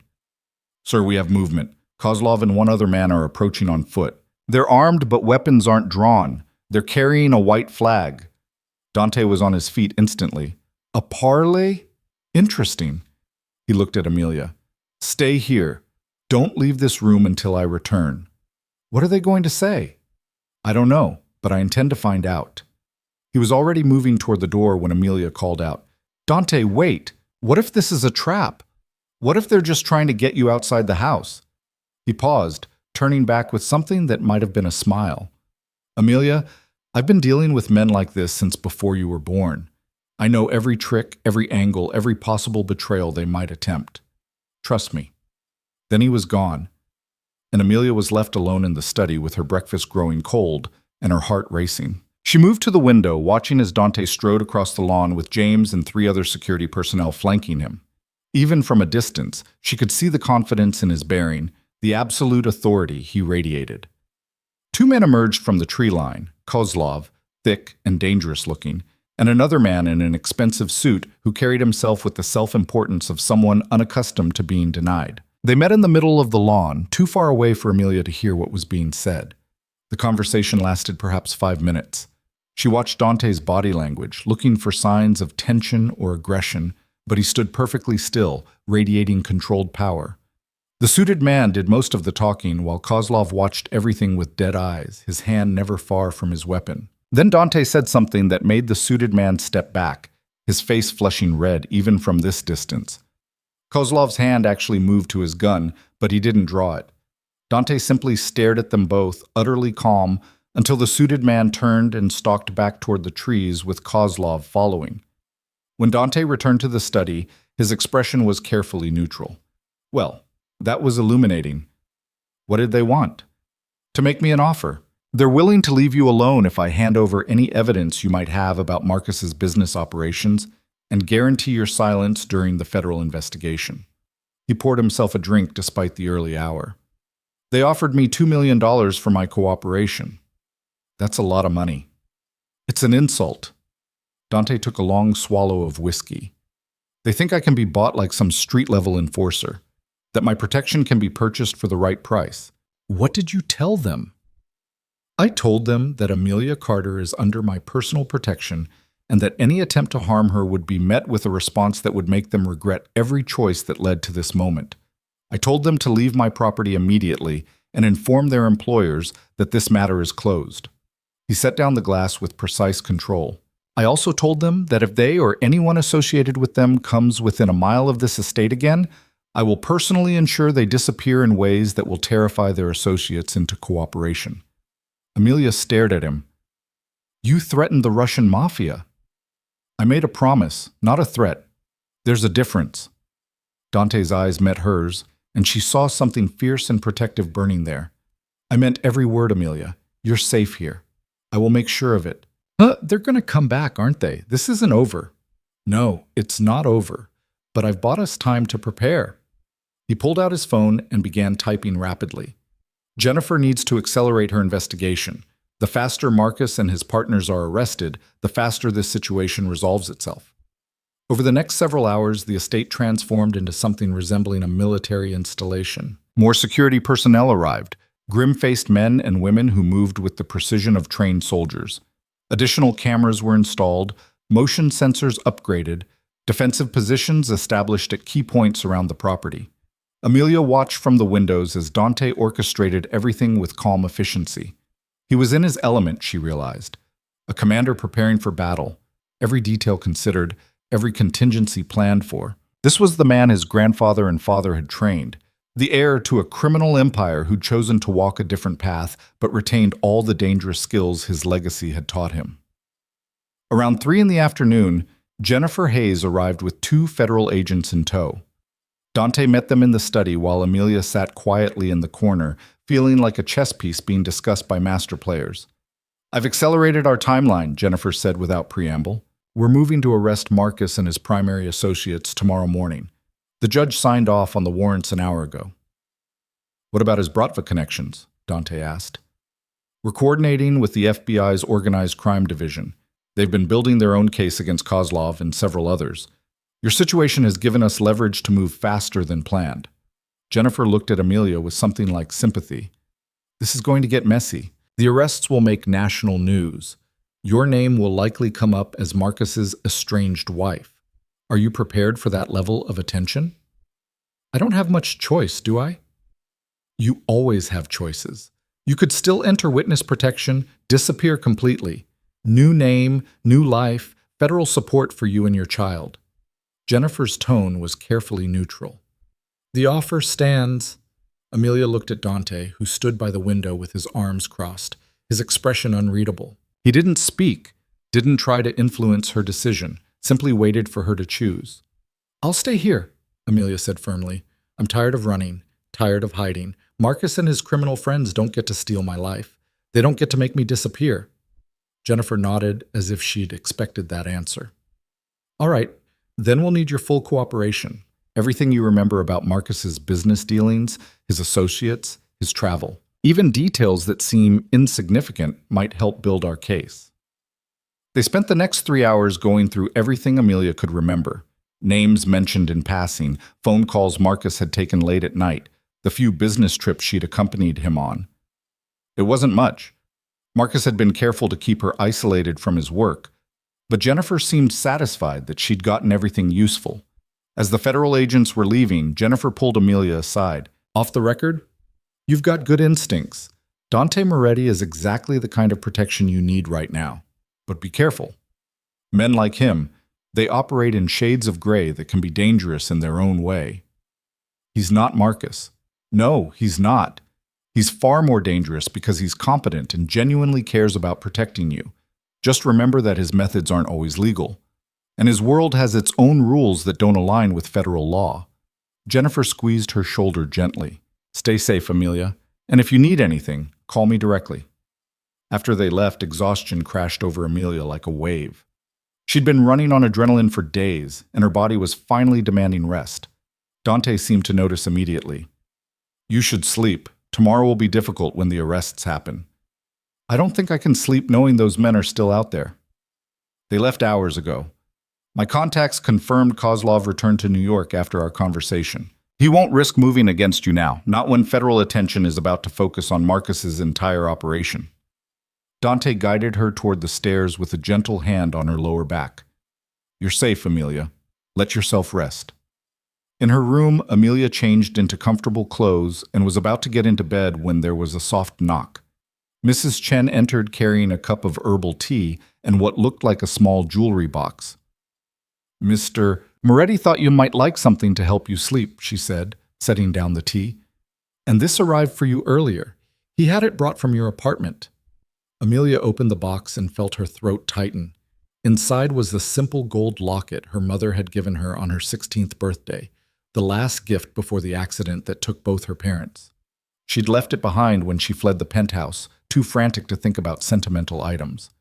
"How did he—" "Mr. Moretti sent someone to retrieve your personal items before Marcus's lawyers could seal the apartment. He thought you might want your mother's things. Mrs. Chen's smile was warm. He's a good man, dear. Hard when he needs to be, but good where it counts. After Mrs. Chen left, Amelia sat on the bed holding the locket, tears streaming down her face. Such a small gesture, retrieving a piece of jewelry she'd forgotten in her panic. But it meant Dante had been thinking about her comfort, her emotional needs, even while orchestrating security measures and negotiating with criminals. She fastened the locket around her neck and felt closer to her parents than she had in years. What would they think of her situation? Her father, a high school history teacher who'd believed in justice and integrity. Her mother, a nurse who'd dedicated her life to helping others. Would they be proud of how she'd walked away from Marcus? Or disappointed that she'd married him in the first place? The tea was perfect, as everything Mrs. Chen made seemed to be. Amelia sipped it slowly, feeling her racing thoughts begin to calm. Tomorrow, Marcus would be arrested. Tomorrow, the world would know about his crimes. Tomorrow, her name would be dragged through media coverage and legal proceedings. But tonight, she was safe, protected by a man who'd promised to stand between her and danger. A man who remembered her mother's locket when she herself had forgotten it. Amelia turned off the lights and lay in the darkness, one hand resting on her stomach. "We're going to be okay," she whispered to the child growing inside her. "I promise you that. Whatever comes next, we'll face it together. And we'll come out stronger." Sleep came easier than she expected, pulling her down into dreams where she wasn't running or hiding, but standing her ground with unshakable certainty. In her dreams, she was powerful. In her dreams, she was free. The last thing she heard before consciousness faded completely was the sound of footsteps in the hallway. Dante making his rounds, checking on the security of his home and everyone in it. The footsteps paused outside her door for just a moment, then continued on. Even in sleep, she felt protected. Even in darkness, she felt seen. And for the first time since Marcus had told her to get rid of their child, Amelia Carter slept peacefully through the night. The nightmare started before dawn. Amelia jerked awake to the sound of her door crashing open, Dante's silhouette filling the doorway, his face carved from stone in the pre-dawn darkness. "Get up," he said, his voice clipped and cold in a way she'd never heard before. "Now." She scrambled out of bed, her heart hammering. "What's wrong?" "You tell me." He crossed the room in 3 strides and thrust his phone at her. On the screen was her forwarded message to Jennifer Hayes, along with the prosecutor's response coordinating an emergency protective detail. "When exactly were you planning to mention that Marcus's associates threatened you last night?" Amelia's mouth went dry. "I was going to tell you this morning." "This morning?" His laugh was harsh. "They gave you 24 hours, Amelia. That deadline expires in 6 hours. And instead of telling the person responsible for your safety, you forwarded it to a federal prosecutor who just broadcasted your location to half her office staff." "I didn't think—" "No, you didn't. Jennifer's phone records are monitored as part of the investigation. The moment she received your message and started making calls about protective custody, Marcus's people knew exactly where to look." He grabbed her arm, not roughly, but with undeniable urgency. "James just intercepted 3 vehicles approaching the estate perimeter. Professional crew, heavily armed. They're not here to talk." The blood drained from Amelia's face. "Oh God, I'm sorry. I didn't know." "Apologies later. Right now, we move." He pulled her toward the door, already speaking into the radio clipped to his collar. "James, status." The response crackled back immediately. "Intruders breached the south fence. We've engaged. 2 down, at least 4 still mobile and advancing toward the main house." Dante's jaw tightened. "Lockdown protocol. Get Mrs. Chen to the safe room and prepare for evacuation if necessary." They moved through the darkened hallway at a run, Dante's hand firm on Amelia's elbow. She could hear shouting now, the crack of gunfire in the distance. Her bare feet slapped against marble floors as reality crashed over her. People were shooting at each other because of her, because she'd been stupid enough to forward a text message without thinking about the consequences. "Where are we going?" she gasped. "Basement level. There's a reinforced panic room that can withstand pretty much anything short of a missile strike." They descended a narrow staircase she hadn't known existed, the sounds of conflict growing muffled behind thick walls. "You'll stay there while my team handles this." "I can't just hide while people get hurt protecting me." "Yes, you can." "That's exactly what you're going to do." He stopped at a steel door, pressing his palm to a biometric scanner. The door hissed open, revealing a room that looked like a luxury bunker. Comfortable furniture, a small kitchen, monitors showing security feeds from around the estate. Mrs. Chen was already there, her face pale but composed. "Amelia, dear," she said, reaching for her. "Come sit down. Everything will be fine." But Dante caught Amelia's shoulders, turning her to face him. His dark eyes burned with intensity and something that looked almost like fear. "Listen to me very carefully. You stay in this room no matter what you hear, no matter what you see on those monitors. The door will only open to my biometric signature, or James's. Anyone else tries to get in, there's a weapon locker in the back corner and both of you know how to shoot." "Mrs. Chen?" "I remember the training, Mr. Moretti." "Good." He looked at Amelia again and his expression softened fractionally. "I will come back for you, I promise. But I need you to trust me and stay here. Can you do that?" Amelia nodded, not trusting her voice. Dante's thumb brushed her cheek once, a gesture so tender it made her throat ache, and then he was gone. The steel door sealed behind him with a sound like a tomb closing. Mrs. Chen guided Amelia to the couch, wrapping a blanket around her shoulders, even though the room was climate-controlled. "It's going to be all right," she said quietly. "I've seen Mr. Moretti handle worse situations than this. People are dying out there because of me." Amelia stared at the monitors, watching dark figures move through the grounds, muzzle flashes lighting up the pre-dawn darkness like lightning. "If I hadn't forwarded that message, if you hadn't, they would have found another way. Men like the ones Marcus associated with don't give up easily." Mrs. Chen's voice was firm. "You're not responsible for their violence. They made their choices long before you came into the picture." On the monitors, Amelia watched Dante emerge from the house, flanked by 4 security personnel. He moved with lethal grace, a handgun in his grip, every line of his body radiating controlled violence. She'd known he was dangerous, had sensed the capacity for darkness beneath his cultured exterior. But seeing it manifested in real time made her breath catch. A figure appeared from behind a garden wall, weapon raised. Dante moved before Amelia could even process the threat, his gun barking twice. The attacker went down. "He's protecting you," Mrs. Chen said softly, watching Amelia's face. "The way he couldn't protect Isabella? Don't waste his sacrifice by feeling guilty. Feel grateful and survive." The firefight lasted another 20 minutes, though it felt like hours. Amelia watched the monitors with her heart in her throat, counting Dante's security team, tracking their movements, flinching every time she heard gunfire. 3 more attackers fell. One of Dante's men went down, clutching his shoulder, but was dragged to safety by his teammates. Finally, James's voice crackled over the intercom. "Threat neutralized. All hostiles down or in custody. Perimeter secure." Amelia sagged against the couch, relief making her dizzy. Mrs. Chen patted her hand. "See? I told you everything would be fine."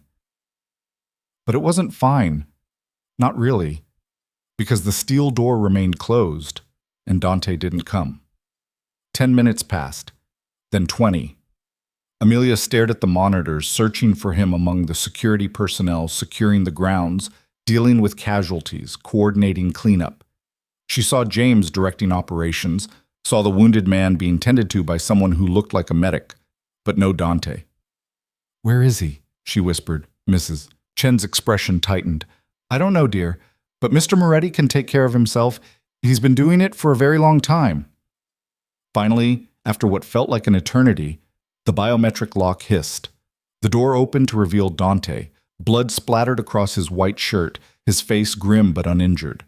Amelia was on her feet and moving before she could think, crossing the room to grab his arms and check him for wounds. "Are you hurt? Is this your blood?" "Not mine." His hands came up to still hers, gripping her wrist gently. "I'm fine, Amelia. Breathe." She realized she was shaking, adrenaline finally catching up with fear. "I watched you out there. I saw you." She couldn't finish the sentence. "Saw you kill people. Saw you move through violence like it was choreographed. Saw who you really are beneath the cultured exterior." "I know what you saw." His voice was steady, but there was something haunted in his eyes. "And if it changes how you see me, I understand. But I won't apologize for protecting you. I'm not asking you to apologize." Amelia's fingers curled into his blood-stained shirt. I'm asking you not to do it again, not to risk yourself like that for me. That's not a promise I can make. He pulled her closer, and she could feel his heartbeat under her palm, rapid but strong. Alive. You're under my protection, which means I stand between you and anyone who wants to hurt you. That's not negotiable. Mrs. Chen cleared her throat delicately. Perhaps this conversation should continue after Mr. Moretti has cleaned up, and we've all had some breakfast. I'll go check on the kitchen staff. After she left, Dante guided Amelia back to the couch, sitting beside her with careful movements that suggested he was more banged up than he'd admitted. We captured 2 of the attackers alive. They're being questioned now. By who? The police? His slight smile held no humor. By people who know how to ask questions effectively. The police will be involved eventually, but right now I need information more than I need to follow proper legal channels. You mean torture? I mean persuasion. There's a difference. He ran a hand through his hair, leaving it disheveled. These men came here to kill you, Amelia, to eliminate what they saw as a threat to their operation. I need to know who sent them, what they know about the federal investigation, and whether there are more attacks planned. And then what? This just keeps happening? People keep coming after me until someone finally succeeds? No. Then I end this permanently. His voice dropped to something cold and final. Marcus's criminal partners made a mistake when they threatened you. They revealed themselves, showed their hand. Now I know who they are and what they're capable of, and I'm going to dismantle their entire operation piece by piece until there's nothing left to threaten you with. You can't go to war with organized criminals. I'm not going to war with them. I'm going to destroy them so completely they won't remember how to spell war. He stood, pacing to the monitors. I've already made calls. Associates of mine in New York, Chicago, even Miami. People who owe me favors, who understand that attacking someone under my protection is attacking me directly. By the time the sun rises, Marcus's partners will have problems in every city they operate. Their supply chains disrupted, their accounts frozen, their safe houses compromised. They wanted to eliminate a threat? I'm about to show them what a real threat looks like. Amelia stared at him, finally understanding the scope of his power. This wasn't just a wealthy man with good security. This was someone with reach that extended across the country, connections that could mobilize criminal and legitimate resources with equal ease. Someone who'd spent decades building exactly the kind of empire that could wage war and win. You're going to do all this for me? Someone you met 3 days ago? Dante turned from the monitors, and the intensity in his gaze made her shiver. I'm doing this because no one threatens what's mine and walks away. I'm doing this because you deserve to live your life without fear. And I'm doing this because... He stopped, jaw working as if fighting with himself over what to say next. Because what? Because when I look at you, I don't see Isabella anymore. I see Amelia, strong, resilient, worthy of protection, not because of who you remind me of, but because of who you are. He crossed back to her, kneeling so they were eye level. These past few days, watching you navigate impossible situations with grace and courage, I've realized something. I'm not just protecting you out of guilt or obligation. I'm protecting you because I don't want to imagine a world where you don't exist in it. Amelia's breath caught. Dante, I know this is terrible timing. I know you're still processing everything with Marcus, dealing with being pregnant and hunted and living in a stranger's house. But I need you to know that when this is over, when you're safe and free, I want you to stay. Not as someone under my protection, but as someone He stopped again, seeming to struggle with vulnerability in a way he hadn't struggled with violence. As someone I care about, deeply. Her hands came up to frame his face, feeling the roughness of his stubble, the warmth of his skin. You barely know me. I know enough. I know you're brave and kind and stronger than you give yourself credit for. I know you make terrible tea-drinking faces when you think no one is watching, and that you talk to your baby when you're alone in your room. I know you deserve better than Marcus ever gave you, and I want to be the one who shows you what better looks like. His hands covered hers. But only if that's what you want. If you'd rather I help you start over somewhere else, set you up with a new life far from all of this, I'll do that too. Your choice, Amelia. Always your choice. She should say no. Should recognize this as another bad decision, getting involved with a dangerous man while still technically married to a criminal, while pregnant and vulnerable, and completely dependent on his protection. Every rational part of her brain screamed that this was madness, but her heart, bruised and battered as it was, whispered something different. It whispered that Dante saw her in ways Marcus never had, that he'd risked his life to protect her, had offered her choices instead of ultimatums, had made her feel valued and visible and worth fighting for. "Ask me again," she said quietly. "When this is over, when I'm safe and the baby is born, and I've had time to remember who I am outside of fear and survival. Ask me again then, and I'll give you an answer. That's all I can ask for." He pressed his forehead to hers for just a moment, and Amelia felt something shift between them, some acknowledgement of possibility that hadn't existed before. Then he pulled back, his expression hardening into something more businesslike. "For now, we focus on ending this threat. I need you to stay in the safe room while I coordinate the response. James will bring you updates. What about Jennifer Hayes? She needs to know what happened." "She already knows." She called the moment she heard about the attack, offering federal support. His smile was grim. "I politely declined. The federal government has done enough damage. This is personal now, and I handle personal matters my own way."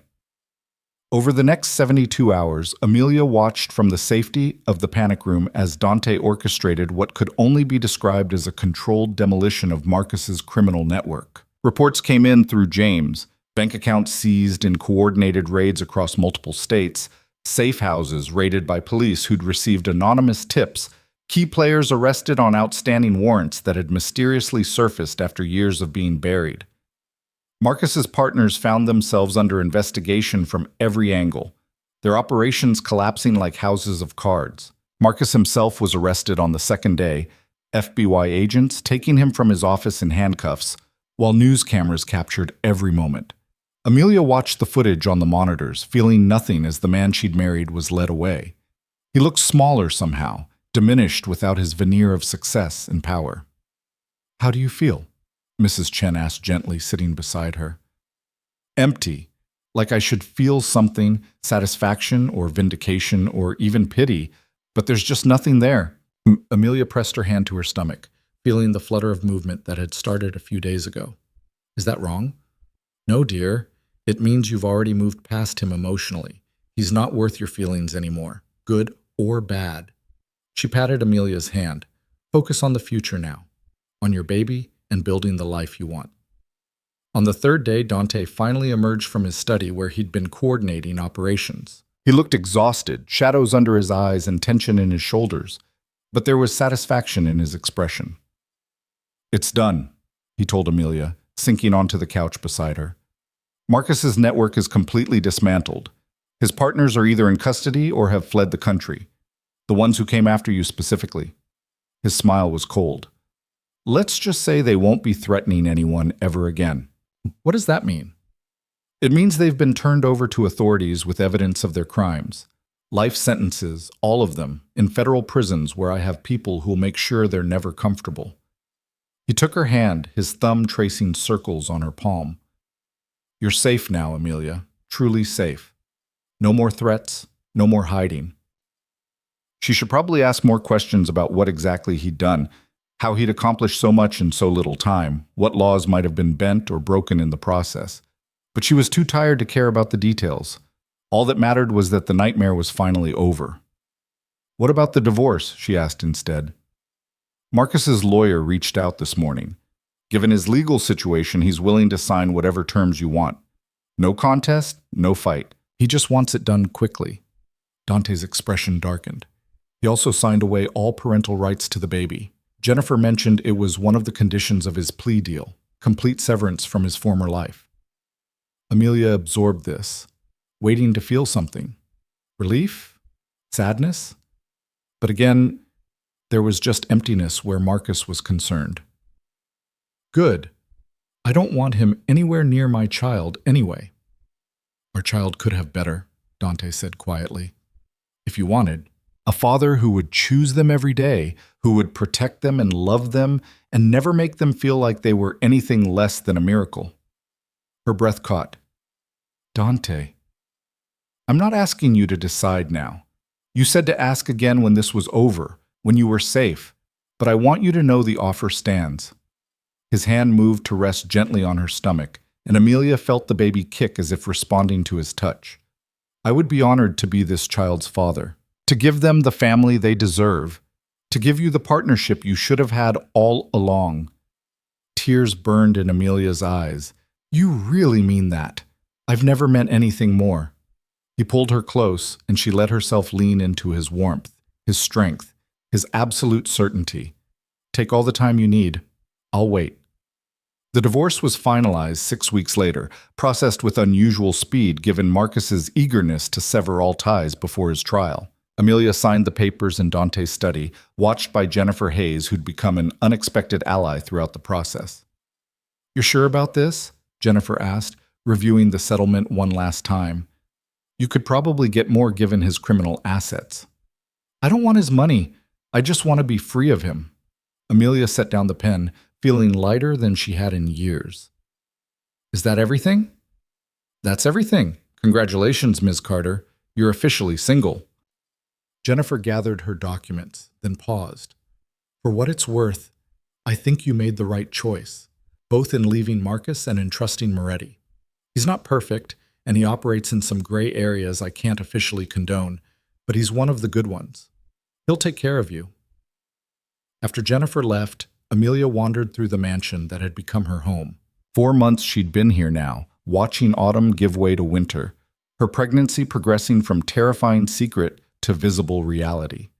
The staff treated her like family, Mrs. Chen fussing over her nutrition and rest, James's security team nodding respectfully whenever she passed, and Dante.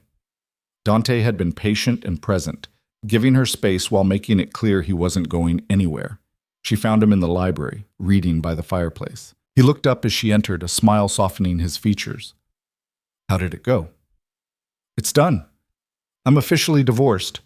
She settled into the chair across from him, resting her hands on her rounded belly. "Free to make my own choices now." "Good." He set aside his book, giving her his full attention. "And have you made any choices?"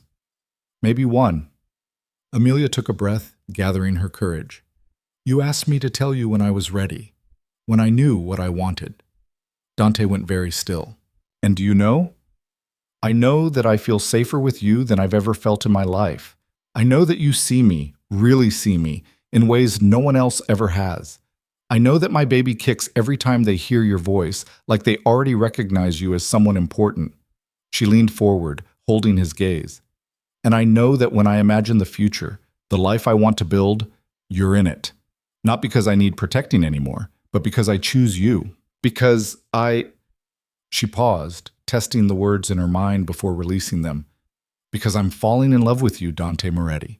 And that terrifies me almost as much as everything else that's happened." He was out of his chair and kneeling before her in an instant, his hands framing her face with exquisite gentleness. "You terrify me too. The depth of what I feel for you, how much power you have to destroy me. It's more frightening than anything I've faced." His thumbs brushed away tears she hadn't realized were falling. "But I'm choosing it anyway. Choosing you. Choosing this fear. Choosing to build something real and lasting with someone who makes me want to be better than I am." "You're already better than you think. Only because you make me want to be." He kissed her then, soft and careful, mindful of her pregnancy and her fragility and everything she'd survived. "Marry me, Amelia. Not because you need protection or security, but because we choose each other. Because we both deserve the kind of love that doesn't have to be earned." "Yes." The word came easily, no hesitation, no doubt. "Yes, I'll marry you." They were married 3 months later in the mansion's garden, spring flowers blooming around them like blessings. It was a small ceremony, just Mrs. Chen, James, a few of Dante's trusted associates, and Jennifer Hayes, who'd become something like a friend through the shared experience of bringing down Marcus's empire. Amelia wore a simple cream dress that accommodated her very pregnant belly, and Dante looked at her like she was the only person in the world. "I promise to see you," he said during their vows, his voice steady and sure. "To choose you every day, to protect you not because you're weak, but because you're precious to me. To be the partner you deserve and the father your child needs. From this day forward, you will never be invisible again." Amelia's own vows were simpler. "I promise to trust you with my heart, my child, my future. To build a life with you based on choice rather than necessity. To love you not for what you can give me, but for who you are. And to remind you every single day that you deserve happiness too. 5 weeks later, on a warm June evening, Amelia went into labor. Dante held her hand through 14 hours of contractions, murmuring encouragement and promises, never once leaving her side. And when their daughter finally emerged, tiny and perfect and screaming with indignation, he cried. "She's beautiful," he whispered, watching as the nurse placed the baby on Amelia's chest. "Absolutely perfect." "Sophia," Amelia said, touching their daughter's downy hair. "After your grandmother, if that's okay." Dante's eyes widened, then filled with tears again. "You'd do that? She's as much yours as mine. More, maybe, since you chose her when you didn't have to." Amelia looked up at him, at this man who'd saved her in every way a person could be saved. "Thank you for giving us this life, for showing me what love actually looks like. Thank you for trusting me enough to accept it." He kissed her forehead, then Sophia's. "I love you both more than I thought I could love anything." Marcus was sentenced to 25 years in federal prison that fall, his former partners receiving similar sentences. Amelia attended the sentencing hearing, not for closure, but as a witness to the end of one chapter and the beginning of another. She stood in the courtroom with Dante beside her and Sophia sleeping in her arms, and felt nothing but profound gratitude that she'd escaped. As they left the courthouse, a journalist called out, "Ms. Carter, or is it Mrs. Moretti now? How does it feel to see your ex-husband sentenced?" Dante moved to intercept, but Amelia stopped him with a gentle hand. She looked at the journalist, at the cameras, at the public record being made, and spoke clearly. "It feels like justice, not just for his crimes, but for every woman he tried to make small and invisible. I hope his sentence gives them the same thing it's given me, the freedom to build lives they actually want to live." Later, back at the estate that had become home, Amelia sat in the nursery watching Dante rock their daughter to sleep. He sang to her in Italian, old lullabies his grandmother had taught him, and Sophia's eyes drifted closed with absolute trust. "What are you thinking?" he asked softly, noticing Amelia's contemplative expression. "That a year ago, I was trapped in a penthouse waiting for a man who didn't love me, carrying a baby whose father didn't want her. And now," she gestured around the room they'd decorated together, full of love and careful choices. "Now I have everything I never knew I needed." "We have everything," Dante corrected, settling Sophia into her crib with practiced care. "This is as much your gift to me as mine to you." He was right, Amelia realized. She'd given him something too, a second chance to protect and love, a family to replace the one he'd lost, a reason to believe that tragedy didn't have to define the rest of his life. They stood together in the quiet nursery, watching their daughter sleep, and Amelia felt something settle in her chest.